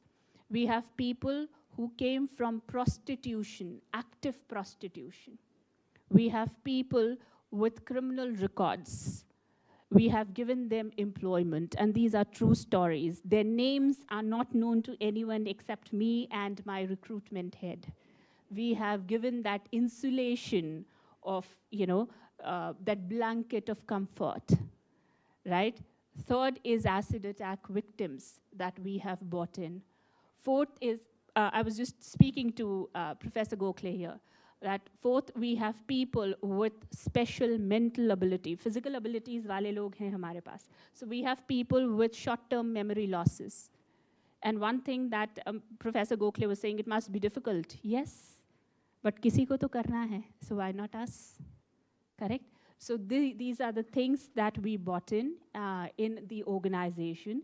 And there was a whole, this was a good 2 years process that we undertook, especially for the LGBTQ. Others were much easier to be, you know, brought in. But here now I stand proud to say that having such a diverse portfolios with people calling me Ma in the system, we have from the LGBTQ, we have trans men, women, we have eunuchs, we have people who are undergoing certain, you know, surgeries. We also took up with IRDA and we said that ye cosmetic surgery nahi hai. ये reconstructive surgery है. We won with them and today they are included as part of our Mediclaim. उसके बाद आपने posters देखने चालू किए हैं. So first case that we did. So that's what we did. Commendable. Thank you. The diversity of experience and expertise in this room is truly inspiring. So my next question, I would to Kavita ma'am. What are the challenges you faced when you take up any initiative in the organization, when you inculcate diversity, acceptance, and inclusion? The biggest challenge, I would say, is the belief and eliminating unconscious biases. I think that's a continuous thing.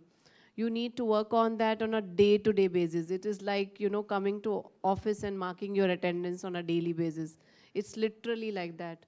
So making sure that the biases that exist get eliminated, people become conscious, is the biggest challenge. And how we try to tackle is with continuous communication, continuous interventions where people are reminded of it. Like, you know, basic things like if there are, you know, lunch or dinner being served, even in offices, people have tendency to ignore the other people who are sitting on the table and start talking in regional language without even considering that others don't understand. And we do, it's a Japanese company for us, so we have many expats, we have people who are just not like us. They don't understand many things which we are. So making sure that that comforting environment is created is the biggest challenge. And then I don't think it can be changed quickly. Okay, that was a noteworthy perception. So Sanjit sir, what do you think are the implications of lack of diversity and inclusion? Because in your presentation, you had mentioned the benefits of multi-generational workforces. If you can throw some light on that. I mean, if you don't have diversity, inclusion, and equity at workplace, I mean, it'll show up in your organizational performance. I mean, your attrition, turnover rates would be higher. I mean, it's directly linked to the profitability or the growth aspect of an organization. So because if people within the organization don't contribute from their respective levels and the respective areas, so they will not, I mean, the organization would not be really performing to that extent. So it has its those challenges. I mean, I'm sure when we actually look at that, the growth would be really important for any organization. Okay, I appreciate your thoughts on that. Swiftly moving to Soumya ma'am. So what do you think is the role of leadership? Because as you said, leaders shape leaders. So how is leadership important in shaping diversity and inclusion at workplace? So अगर हम अपने परिवार के, you know, if we look at our families, who sets the culture of the family, right? अगर आप संयुक्त परिवार में रहते हैं, if you're sitting, you know, if you're staying in a joint family, you would have seen something that your dadaji or dadiji would be doing, right? And it is like we all love to have the modernity of and adopting the modern ways of life, but कुछ एक दिन ऐसे होते हैं जहाँ पर हम सारे के सारे या तो सात्विकता को अपनाते हैं, correct? We become sattvic, or we try and be in our Indian best attires. Happens? Who sets that? It is the person who is at the apex of that family pyramid. Same thing happens with leadership. Now, sometimes we as kids go up and tell our Dadaji, नहीं यार इस बार है ना मुझे लहंगा नहीं पहनना है दिवाली पे. Is it okay if I wear jeans क्योंकि मुझे पटाखे चलाने? Right? And a true leader would be, हाँ बेटा, पूजा के बाद you can wear it. Right? So a true leader would always set the pace and the tonality of the culture within the organization in a way which is welcoming, which is inclusive, which says that, hey, yes, it may have been okay in my generation, but doesn't hold true anymore. So we were talking about Gen Z and millennials, and now, a new term is coming up. I'm very scared about all of those, but, we're trying to adapt. So I think a leadership plays a very important flavor in bringing this transition, yet creating that coupling between the two, ends of the spectrum. So yes, we are the change drivers, and the leaders are. Thank you. So I would pivot the conversation to next vertical. As you touched upon the LGBTQ representation. Yes. So what are your, all three of you, it's open. What are your thoughts on LGBTQ plus under-representation at senior levels? It is a fact. So what are your thoughts on it? To me, I think it does exist. People are not open in calling it out. Because all aspects of diversity exists. Whether you're openly creating an environment where people feel comfortable to share and talk about their uniqueness is the thing. So it's not that you today do not have. It may be just existing. It's just that people don't feel comfortable to share. People do not have that environment where they feel they will not be seen differently, which is where the challenge is. Yeah, that's what I would say. In fact, the LGBT community, do face discrimination bias. When it comes to giving those opportunities in organizations, and which actually hinders their growth and in reaching out to leadership level positions.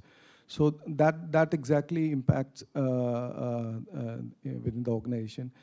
And at the same time, they also find it very difficult when it comes to really looking at a role model within the organization whom they can look up to at a senior leadership level, so that they can model themselves accordingly.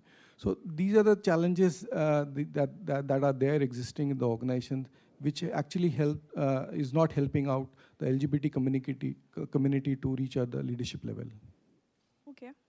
So for me personally, I believe that friends have no genders. Professionalism is not gender-based, right? Similarly, leadership is not gender-based. It's an attitude.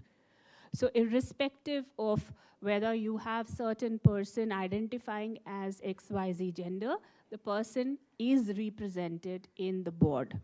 Now what are the challenges, if I can say so? That the plethora of documentations that is required. So आप सुनीता से सुशील होते होते जो आपके paperwork change होते हैं, I have seen the amount of pressure they have to go through, right? The education system gives them a challenge because they have to identify themselves. Most of these kids, they have run away from homes. They are staying with certain groups. तो जब इनके पास खाने पीने के पैसे नहीं हैं, ये एजुकेशन पे कैसे आएंगे? And leadership also requires a certain amount of knowledge-based maturity, correct? Otherwise, आप strategize नहीं कर पाएंगे. Third important factor is that जो documentation process है, उसका validation जब होना चालू होता है, ये बहुत ही ज़्यादा एक gruesome activity होती है. It's a very cruel process, right? आपको बार-बार prove करना पड़ता है that you are the same person. It's just your gender identity has changed. So these are some of the barriers which is, not bringing people at the corporate level and especially at the leadership level. It pains my heart to say this, but this is what the truth is. Thank you. Thank you. Kavita ma'am, if I would ask you, since all three of you are in a pivotal role strategically, from an HR point of view, from an organization point of view, so how do we ensure an organization's commitment towards the DIE which we've been speaking about? It looks very, lucrative when we speak about it in books or in media, but practically implementing it, how do you think? Do we ensure? Soumya covered it in your earlier question. It's a leadership responsibility. How people can ensure that this doesn't go off your agenda or radar is to integrate this with your expansion strategy. So organizations ensure that the overall organization strategy is getting formulated. These aspects get covered in your framework, and that's how it is given importance, and also the actionables kind of get formed across layers. So it is top driven, it has to be integrated with your business strategy. Because innovation is always covered in your overall growth strategy. Without innovative ideas, you can't create cutthroat solutions that are unique and different. And hence, how you're going to enable that is what gets covered in our strategy. That's how we do it. So for us at Hitachi Payments, we do look at these aspects at a strategic level, at a group level, from Japan to India to across the globe. That's the way it is translated. Okay, which is true. In fact, so in fact, leadership plays a very important role here in organization commitment. So organization actually should make DEI as one of the organization value, I mean, which will actually help them to really focus and look at it in a sustainable manner. Apart from this, leadership should also be responsible to create and raise that awareness within the organization about a diverse workforce and entire DEI concept. So basically, the more you make people aware, the more training are important to all employees within the organization. It'll help the employees to really be more sensitive towards it. Apart from this, even making people accountable to really foster DEI within the organization and make it a part of their entire evaluation process. So until as these things are there, which is actually driven by the top senior leadership, things would not change much. I mean, and we will have to put systems and structure in place so that they are moving the right direction. Okay. For me, Manasvi, it is just two words, culture and consistency. And when together, it is consistent culture. That's about it. Wow. Your expertise, everyone's expertise is shining through the comments. Let's delve into understanding what is the role of education when it comes to promoting and understanding equity, diversity, because everyone here is someone who is going to step up in the corporate world very soon. Like, I joined my organization as management trainee. We belong to the education sector. So that makes me even more curious to understand your perspectives about what is the role of education in shaping our thoughts and, you know, for the smooth transitioning in the corporate world. I think education system has really evolved. So if we look at the way academics are structured today, academics solutions that are structured today are very, very different than what it used to be 10 years from now. Today, we are sitting and talking about, you know, a concept which is running everywhere. I think that's the shift already which has happened. Education, of course, plays a very, very important role in building that foundation, because half the battle is, you know, won if you've already created that foundation for you to start walking, as you mentioned in one of your conversation. I think it's very critical, it's important, and I see the whole education system evolving also as well. Like, there are many aspects, master classes, people do have forums where more than enough investment is going from the institute to build that preparedness for any youngsters to start the corporate journey, and then you, as you step into a corporate, you don't feel yourself like an alien who's landed into something which is not getting, or like if I talk about my own journey, when I started working in 2002, things were very different. It was more about understanding your job, which is happening today as well, but there's not so much about discussion on culture, environment. It was very, very different. So it is evolving. I think everybody is stepping up. So they do play a very, very important role. Okay, okay. In fact, the learning styles of different people within the employees within the organizations are very different. So when it comes to providing education, training, awareness within the organization, the company needs to focus and respect the kind of learning styles each employees would have, and have that programs directed accordingly, so that the effectiveness happens and then the communication flows through. So that's very, very critical. Yeah. तो आप सबके साथ एक रामायण का एक एक anecdote share करती हूँ. तो रावण का वध हुआ, मृत्युशैया पे वो थे जब उनकी आखिरी सांसें चल रही थी, एंड बिलीव यू मी वो राक्षस कुल के थे, राइट? अग्रीड? तो अब वो राक्षस कुल के थे एंड उनकी डेथ हो रही थी. तो राम भगवान ने बोला लक्ष्मण जी से कि जाइए उनसे नॉलेज लीजिए.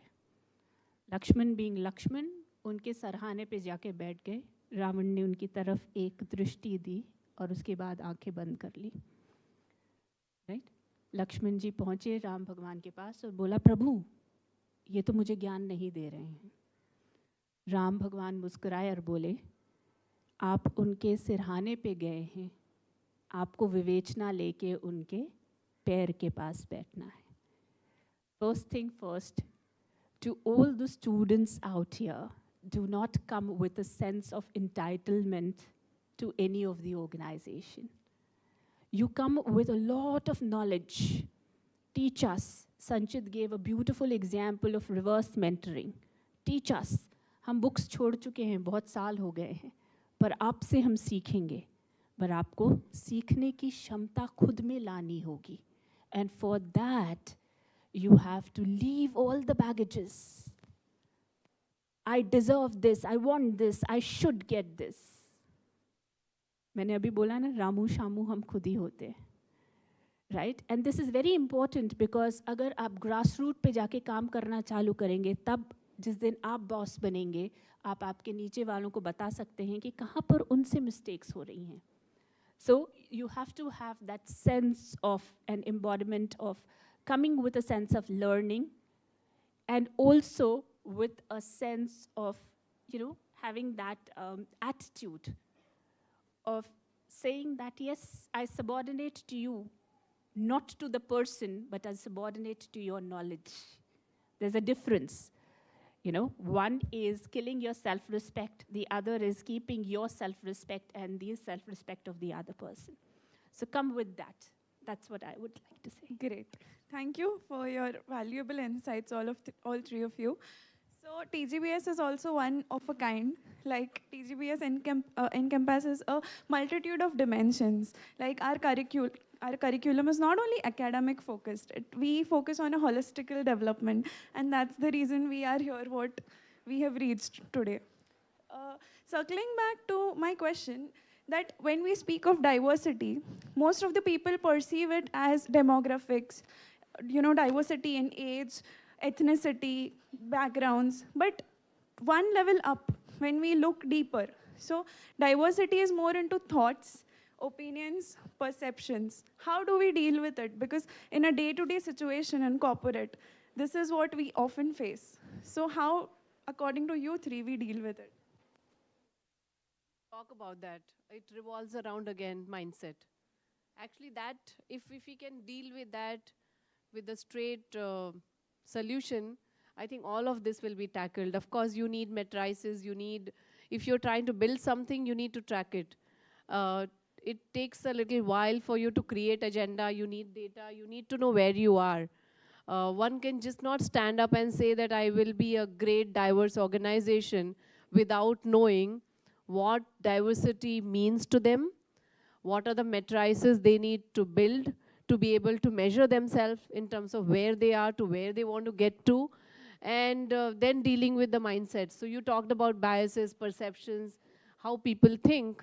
I think if people, humility and the aspect where you can just keep an open mind, that will solve a lot of it. Keeping an open mind and humility will solve many of the challenges. Absolutely. Diversity in thoughts, as I also mentioned during my presentation, there organizations have multi-generational workforce. I mean, each of the generation would have different approaches, different thoughts, ideas. I mean, and they all coexist. So I mean, and subsequently they will have opinions around that. So I mean, it is there within the organization, diversity in thoughts and opinions. It is how we actually channelize them within the organization, so that ultimately the organization gains out of it. Okay. So for me, I think this is a very base thing that needs to be there. You know, it is not to be questioned at all. अगर ये नहीं होगा तो organization progress ही नहीं करेगा. So diversity of thoughts absolutely are mandatory there, no question asked, and we shouldn't even be talking about it. ये इतना basic, funda hai of any organization to even function, without which you will not have innovation, you will not have new thought seedings, you will not get new people on board. मतलब कुछ नहीं हो सकता without diversity. However, what needs to be understood is that when an idea is being floated, when a thought is being shared, not every thought can be implemented, or not every idea can be implemented, but every thought and idea can be respected. And that is the beauty of it. So you can have it, but the more important thing is that you should not nullify by saying that, oh, how stupid of you to even think of this. Those phrases are very demeaning to a human psyche. However, you say, yes, it is a nice thought. Maybe we've explored it in the past, or it is a nice thought to be banked and to be explored in the future. So that respect needs to be there for the thought. That was a remarkable standpoint, each one of you. Touching down upon the hiring practices, what Dr. Soumya had pointed out. So can you suggest some tangible hiring practices? Because you have already transformed that into your organization. But what would be your suggestions? What would be your advices for other organizations to inculcate those values, to inculcate those practices?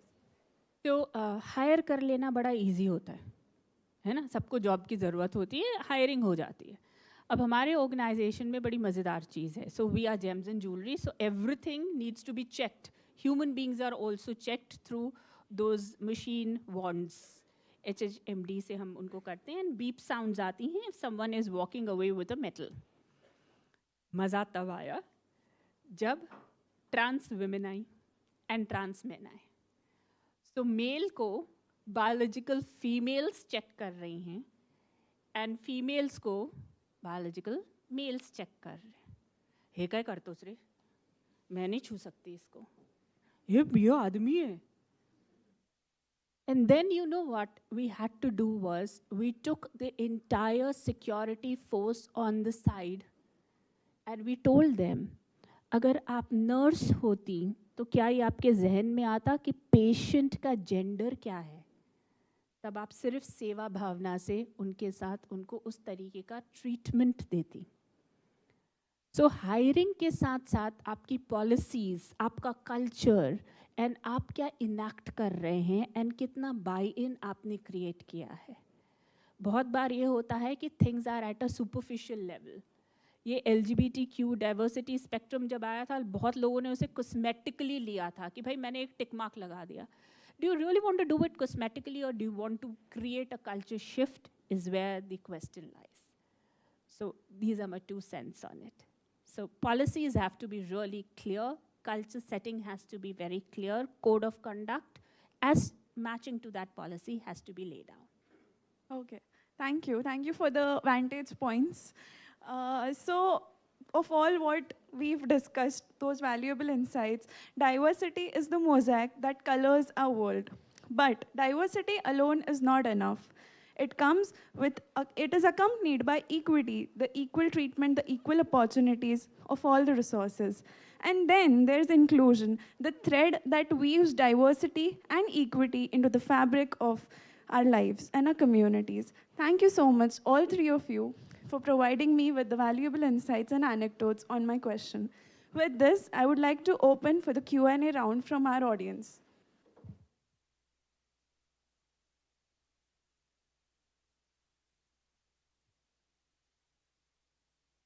We have a question from the back.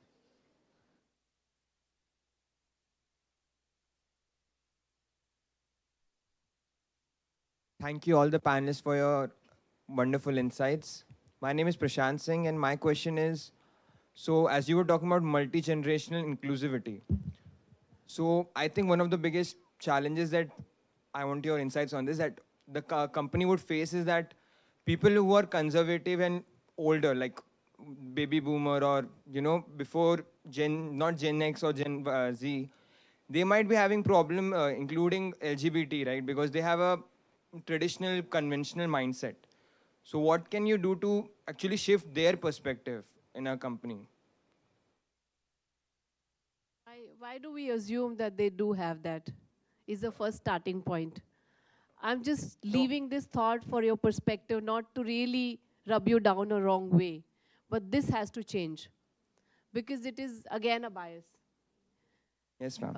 And the mindset is nothing to do with gender and age. It could be the community you belong to. It could be the kind of place you come from. It has a deep relationship with your upbringing and the kind of culture you have grown up with. So you may be surprised. Even young people can have this mindset if they've grown up in an environment where this was the way of life for them. And there are many families and communities that grow up that way. So it is the battle across. It's not only to do with gender. Of course, the way to tackle with this is to, of course, have aggressive communication around this, making sure people understand the larger aspects. It's not about changing the mindset for that particular person. It's changing the mindset to create an environment, create a culture which can tomorrow backfire even an individual who is having the bias. So it's not, it's a challenging task, but at the same time, the overall efforts and initiatives can cut across layers wherever you feel that the biases exist. So it's literally like that. And that's my 2 bits on your question. It's a tough one. Organizations are putting in a lot of efforts to change it by putting in frameworks, policies, creating forums where these things are openly called out. Because having an open mindset will eliminate many of these aspects. Ma'am, the reason I said that is because we are all a product of our time, right? Because they don't have the mindset, as you said, the bandwidth we have now because of the change in the media also. So we are more open to these things now because we are, at least in a way, we have seen it more than them. That's why I asked this question, because So they have not seen this, though they might be having a bias. I got your point, absolutely. It's like an environment at home. In any home, there are grandparents, there are parents, and there are children, right? The family constitute of these generations. How do you deal with a daughter in your family is how you deal with a daughter in your workplace. And that's the shift. That's the change one has to bring right from where you've grown up, how well you're able to adapt to some of the newer things kids do at home. All of us have experienced that. Like, I have my grandparents, they are used to doing, my grandmother never wore anything other than a sari. But she was open enough to allow me to wear what I want to wear, what I like to wear. And that mindset, that open mindset has to be cutting across wherever you are.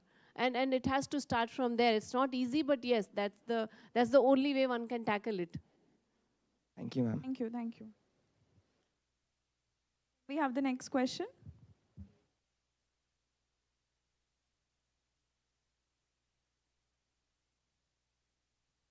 Good afternoon to all. Myself, Samyak Jain. And as you all said about the diversity and inclusion of the equity of our or races and or caste, or you can say in every aspect.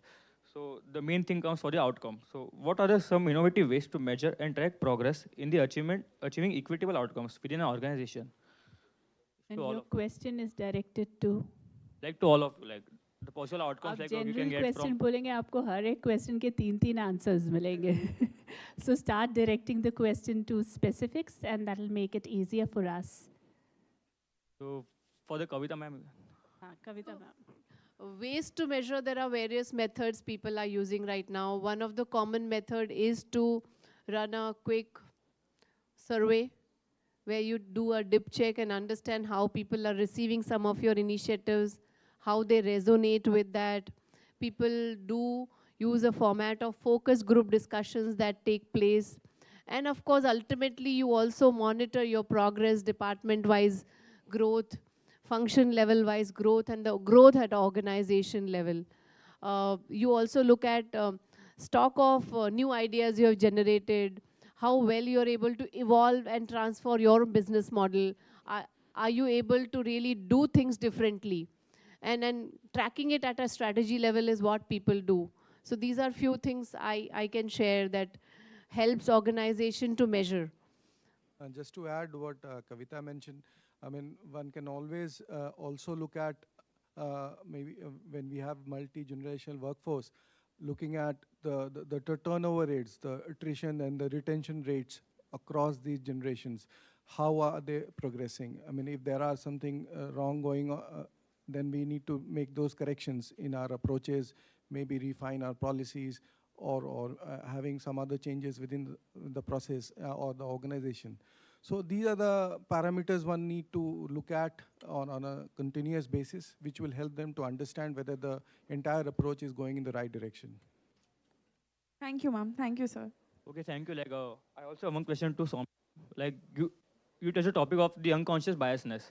We all have that unconscious biasness, and we do it in a day-to-day life, and we also face it from people around us. So, could you share some examples of successful interventions that have reduced unconscious bias in the workplace? Like you said, you have like hired many people. I have. Or share karu. Could you share some interventions like Alright. there can be many, like we can face at any place. So I'll share one where we hired prostitutes, right, in our workforce. So when we got prostitutes, our biggest challenge was to segregate them from their current profession and bringing them into, their new profession, which is with us, and the new work environment. पहला चीज़ है, आप लोगों को शायद ये जान के बहुत आश्चर्य होगा कि prostitution, when I went to these people, all right, the first thing, she opened a vanity case of Chanel and she said, "तू ये दे पाएगी क्या मेरे को?" Okay, that's the question that was thrown at us. And by the sheer virtue of the qualification, we would not be able to give them a job more than, say, 20K a month take home. अब जब ये biases, अगर मैं bias लेके घर पे बैठ जाती, तो change कभी नहीं आता, right? So one of the way is I created a shift in the organization, giving them a safe haven, telling them that ये Chanel का vanity case is coming at a price where you're risking your life to a lot of STDs. Would that be good? Would the child that you are a mother of being again subjected to the same environment, would you want that for your child? Or would you like to come and work in an environment which is not coercive in the way that it is in your current thing? And that's where we broke the mindset at level A, which is with the prostitutes.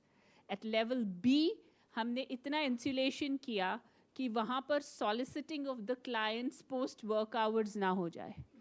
Because that's also the bitter truth that we were working with, correct?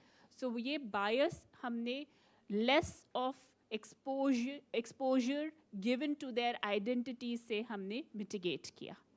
So I hope I've answered your question. Thank you. Sure. Thank you, Mr. Singh, for your question. Thank you. Thank you for the question. We have another question. Hello. So first of all, good morning, ma'am. Good So my morning. question for Kavita, ma'am. So what will be the first step towards diversity and inclusion for the implementation or at a workplace along with your whole entire team? I think the starting step is to identify your own areas of diversity that exist in your setup. Because it's not something you create, it just exists. So taking a stock of where you are, what is your demographic, how is your, what is the set of minds you have, whether from a gender perspective, age perspective, what is the kind of diversity you're already sitting with is what the starting point is.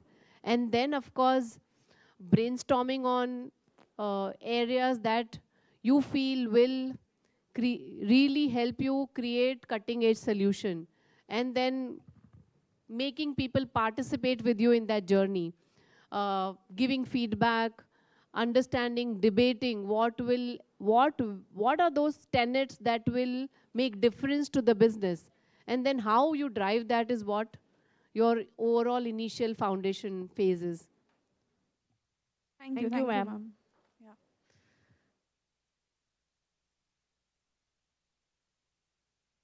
We have a lot of questions, but we need to wind up. Can take one question and then. We have Rashi. Our alum too. So my question is directed to Soumya, and I absolutely loved the way you said that a family and a workspace is somewhere similar because it's all about co-living together. When you started this journey, and every journey starts with a step, I'm sure you must have had your own biases to deal with, to be able to take steps to influence the others. So what was it that you did that helped you to cater to those biases and get rid of them in the first place to move ahead? If any one or two things that you did for emerging leaders to understand that we have biases as well. So the first thing, thank you, darling, for that question. The first thing that you have to do is that it emanates from the simple task as what would you feel in that person's shoes?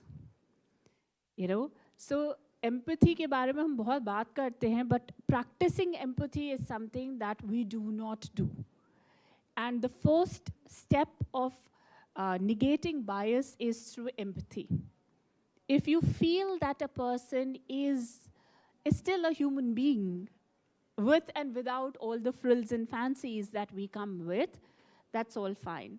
So मैं आपके साथ एक anecdote share करती हूँ.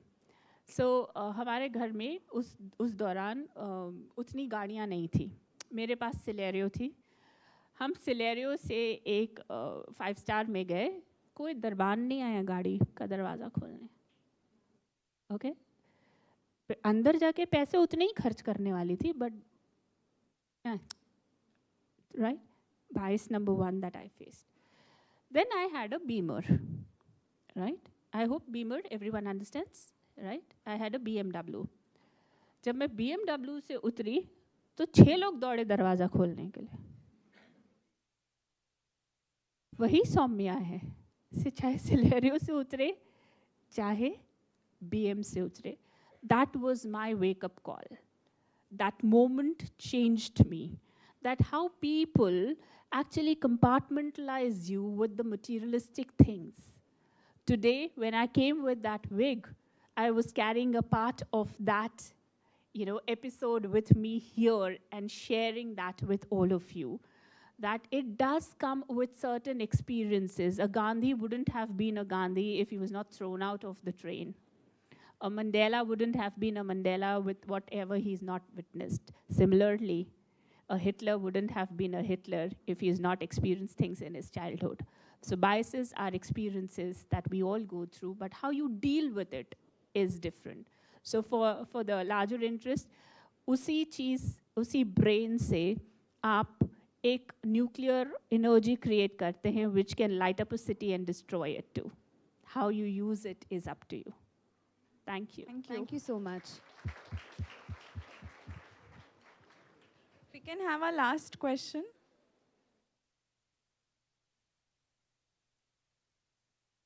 So I'm Deep Shinde. I have a very basic question for you guys. How advancement in technology such as automation or AI are reshaping industries and job market? In biases? Not in biases, it is a general question. Yeah, so you will be surprised to say, now I'll correlate it to the bias. Machine learning also has a bias. Can you believe that? No, can you please elaborate? Yes, please Google it.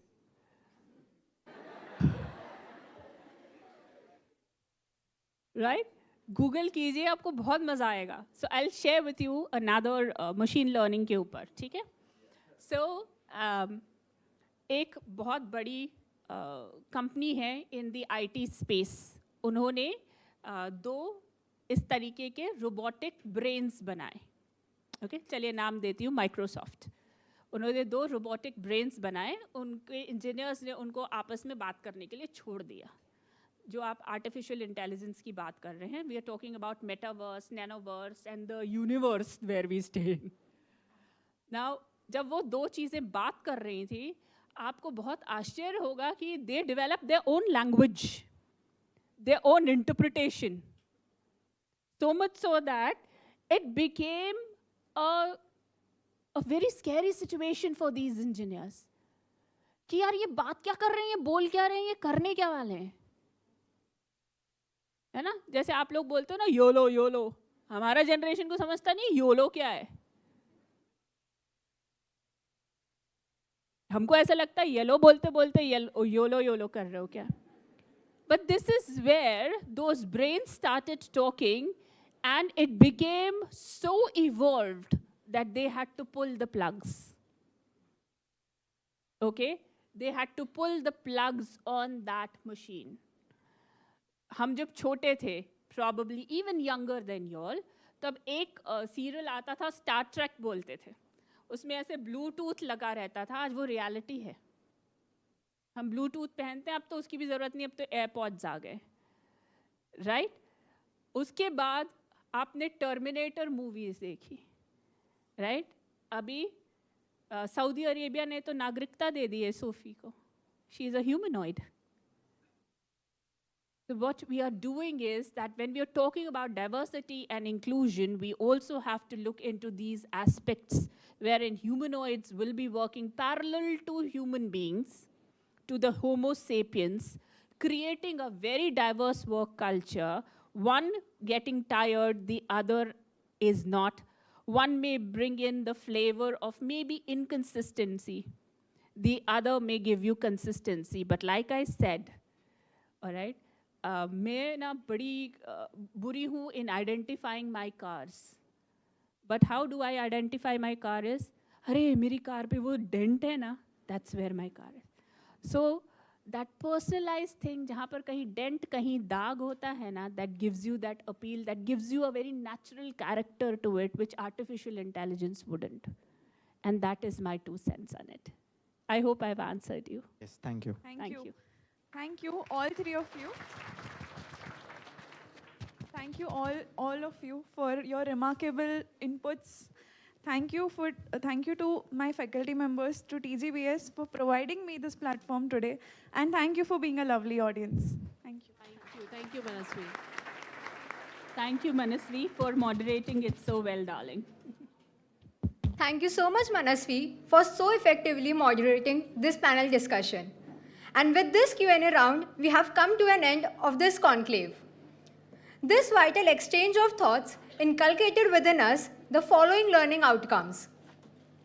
To sustain growth of our country, diversity and inclusivity are non-negotiable. Change of mind shift will bring true inclusivity. You need to work daily to eliminate unconscious biasness. A true leader sets the tone for the organization to foster inclusivity and diversity. Leadership is not gendered, it is an attitude. Culture and consistency together create a consistent culture of the organization. Let us appreciate our panelists and moderator with a huge round of applause.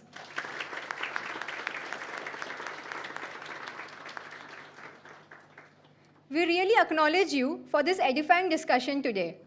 This panel discussion has indeed augmented our knowledge of the varied facets of diversity, equity, and inclusion. Please note that the QR code for the feedback form has been displayed on the screen, requesting you all to kindly fill it up. Now, I call upon the TGBS organizing team, panelists and moderator, Nilesh Sir, Suchi ma'am, to come forward for the certificate distribution.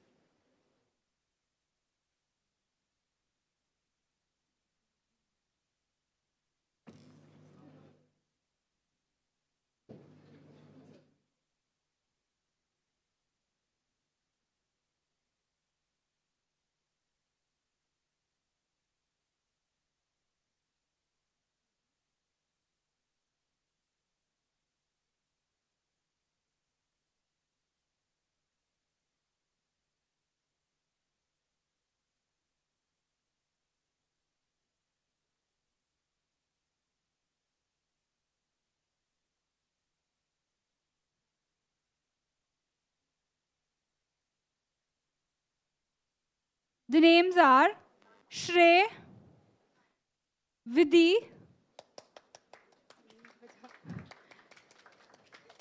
Charvi. A big round of applause for them, please.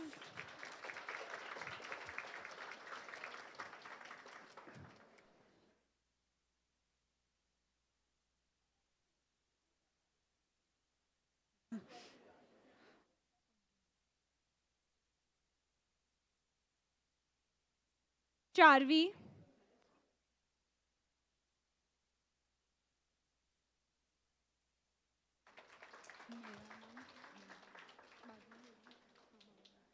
Miti,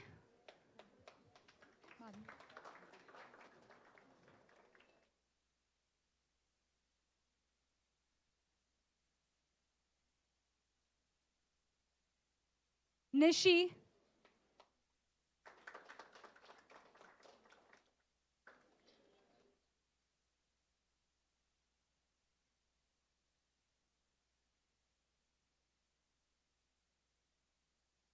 Shubham,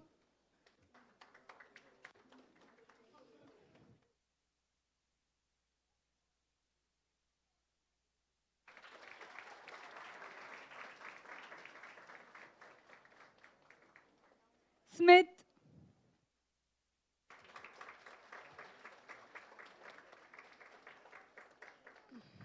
Pranav,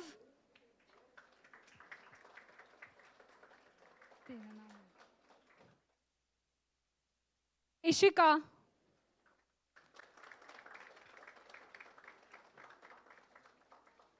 Trisha,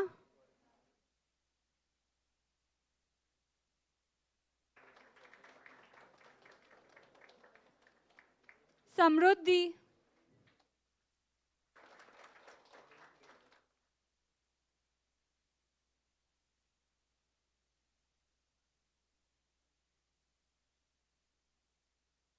Drashti,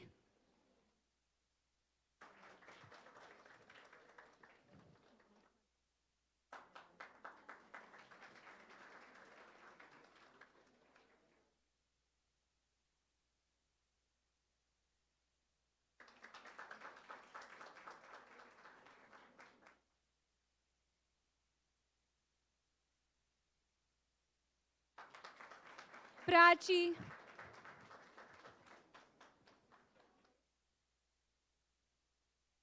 Vidhi,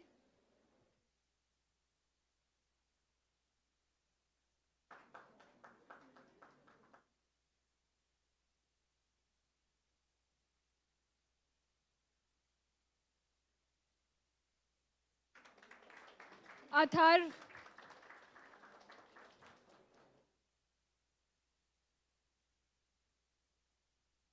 Sanchi,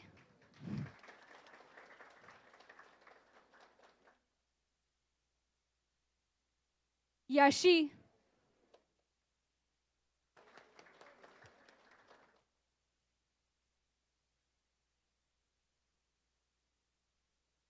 Mandar,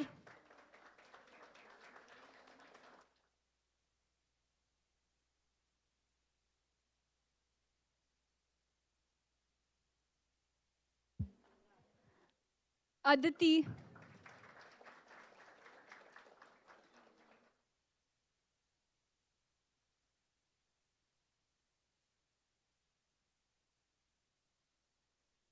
Ashwini,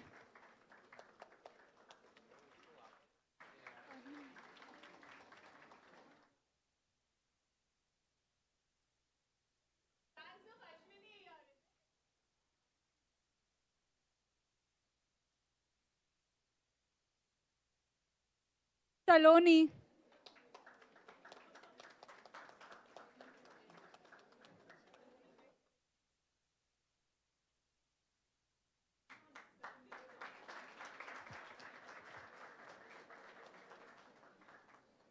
Charu,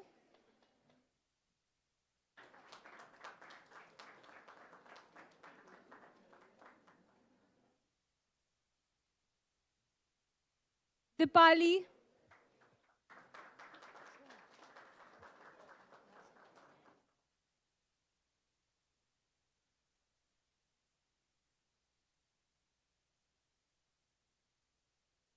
Nishchal,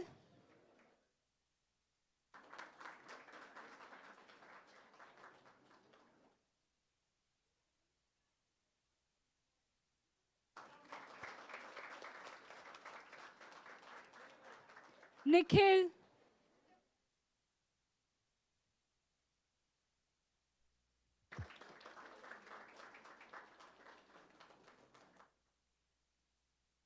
and Shaili.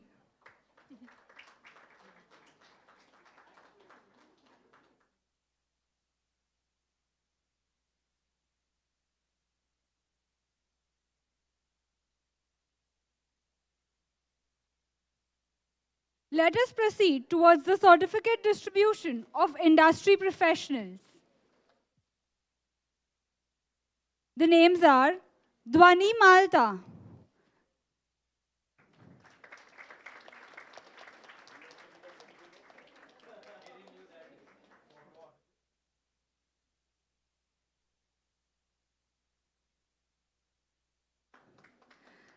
Darshan Narwankar,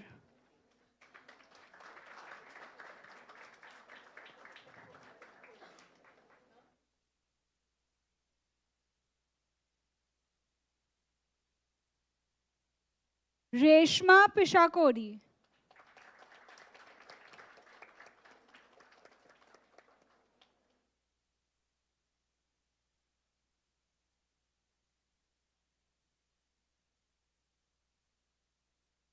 Khushali Jadhav,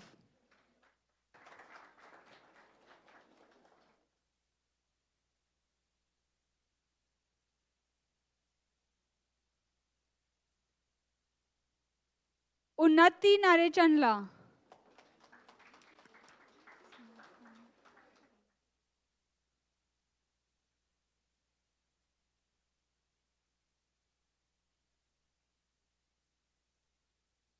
It is now time to move forward with the certificate distribution of the alumni. Ketaki Naidu,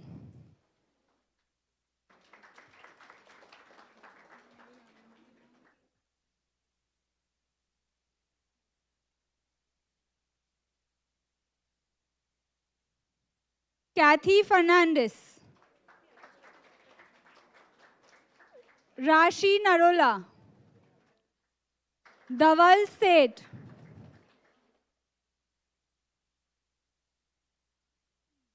Gaurav Shingte,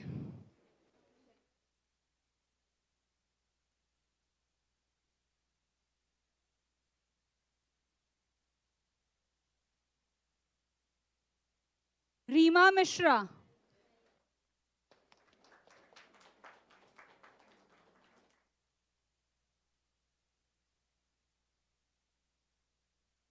Sakshi Pandey,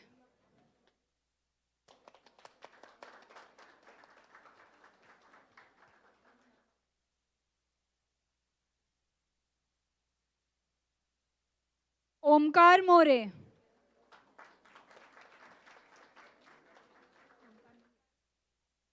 Anand Pandya,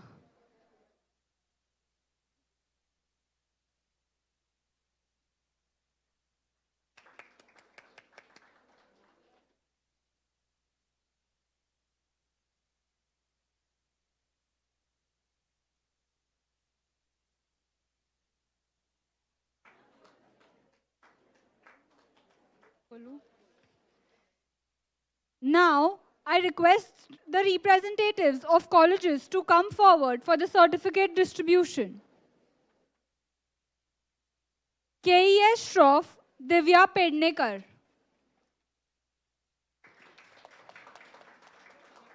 Saraf College, Isha Verma.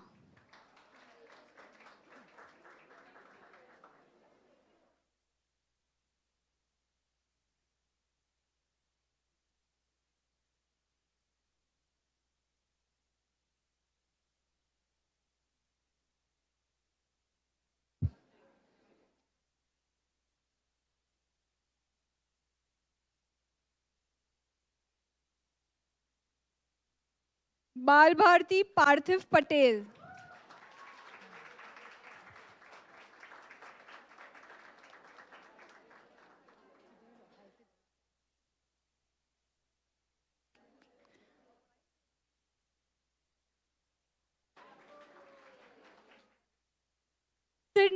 Aditi Datta.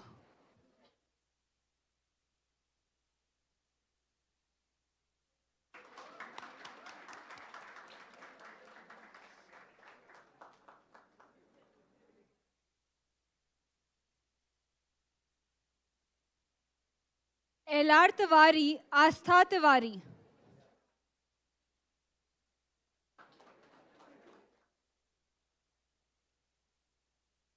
Requesting everybody to please maintain silence. Timsar Nidhi Singh.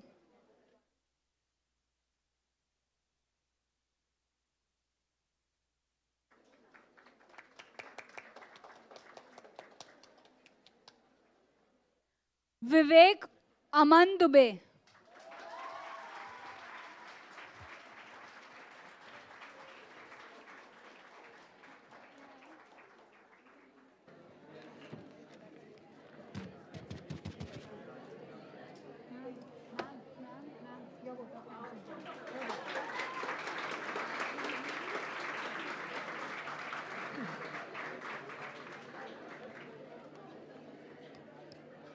Thank you, panelists, for such valuable insights and anecdotes.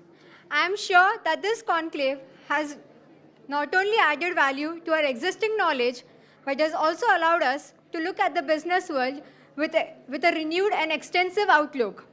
With this, it is finally time to invite on stage our dear HOD of HR, Dr. Divya Jain, to come forth and deliver the vote of thanks.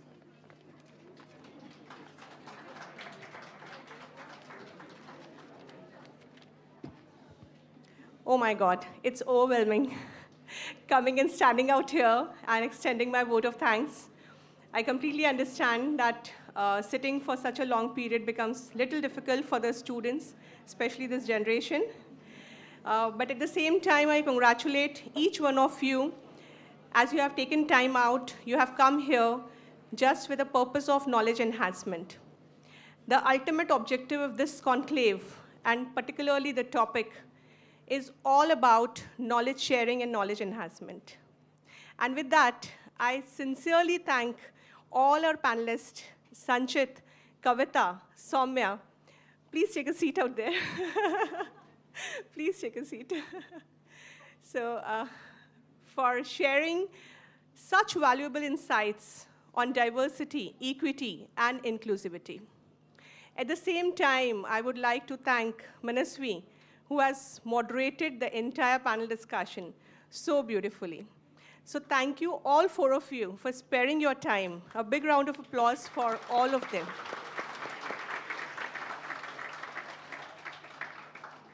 There is a long list. Yesterday night prepared the entire list so that nobody is left out. Before I stand here and before I actually extend my vote of thanks, a gratitude to the Almighty, without whom actually we all are not doing what we were about to. So He is the one who is the supreme power, who is actually giving us strength to do whatever we are doing. So gratitude to Almighty out here. Next, I would like to extend sincere vote of thanks to the TGBS ecosystem, which has provided us the platform, state-of-the-art technology, and infrastructure for conducting events at such a grand level, always. So thank you to the management for all the support they have extended us. So round of applause to them. I would also like to extend my gratitude to a Chief Transformational Officer, Dr. Ramakumar Ambatipuri. He's not here at the moment, but would like to thank him for always encouraging us. Would like to thank Dr. Nilesh Gokhale, sir, Director, Thakur Global Business School, and Dr. Shuchi Gautam, Deputy Director, Thakur Global Business School, for always enlightening us, guiding us, providing us real-time encouragement and support. Thank you, Nilesh sir. Thank you, Shuchi ma'am, for always being there for us. Without students, nothing is possible, let me tell you. So here I convey my thanks to the entire organizing team. We had people not only from HR, but from finance, marketing, operations as well, to ensure this TGBS conclave is a grand success. So thank you to the entire organizing team for being the backbone of this event. Thank you to each one of you. Further, at the departmental level, when thoughts are aligned, definitely things gets in place. So I would like to thank Dr. Shaini Colasso and Professor Gayatri Maghi. Gayatri ma'am, you will be doctorate soon. So Dr. Shaini Colasso and Professor Gayatri Maghi for being there entire pre-event, during the event, and now post-event. So thank you, Dr. Shaini and Professor Gayatri, for being there. A huge round of applause for them. Adding that to the entire faculty team, as without their support today, it wouldn't have been possible, I'm sorry.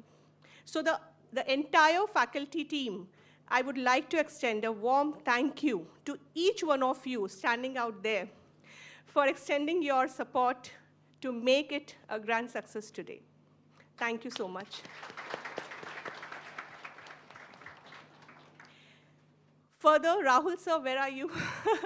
Rahul sir, thank you so much, and the entire placement team for providing your support too, in inviting working professionals in every single matter, may it be operational, may it be management related. So thank you so much, Rahul sir, and the entire PCOM team. Rajay, Natasha, you all are there, so thank you so much for making it a success. Further, I would like to thank the digital media. Digital media, Shreyas sir, Biren sir, Prajapati sir, Veer sir, Dinesh sir. I would like to thank each one of you for ensuring that all the things, whatever we were doing, was there on the digital media at the right moment. So thank you to each one of you for extending your support in ensuring that we get a coverage, and adding that the knowledge enhancement has gone at par. So thank you to each one of you. Last but not the least, our support staff, without whom the operational challenges cannot be encountered. So my deepest gratitude to the support staff. Nilesh Bhaiya is here. So thank you to all the members of the support staff for providing your real-time support and ensuring that the conclave starts on time, ends on time, and everything is in place before we actually begin. Thank you to each one of you. I don't know if I have left anybody, so thank you, whosoever has contributed in their own capacity to come ahead and help us and contribute us. Once again, a warm thank you. Coming to that now. Okay. Have I left anybody? Yeah? Have I left anybody? Yes? Who? Okay. So I was just, checking on whether you all are mentally here or not, or only physical presence is there to ensure that the knowledge sharing or the learning has happened out that side or not. Yeah, panelists, I hope I'm correct on that part. Yeah, so learning has to happen every time we go, all right? And that's the reason external participation is very much important. So without you all our students from different institutes, working professionals, alums especially, thank you, each one of you, for being here today and ensuring that you all get knowledge, and we also have you all as invitees, as attendees. So thank you to each one of you present over here. A huge round of applause for you all. With this, I end. I know it's little longer, But I'll end my vote of thanks out here. If in case I've left out anybody, again, my heartfelt gratitude to each one of them. Thank you so much.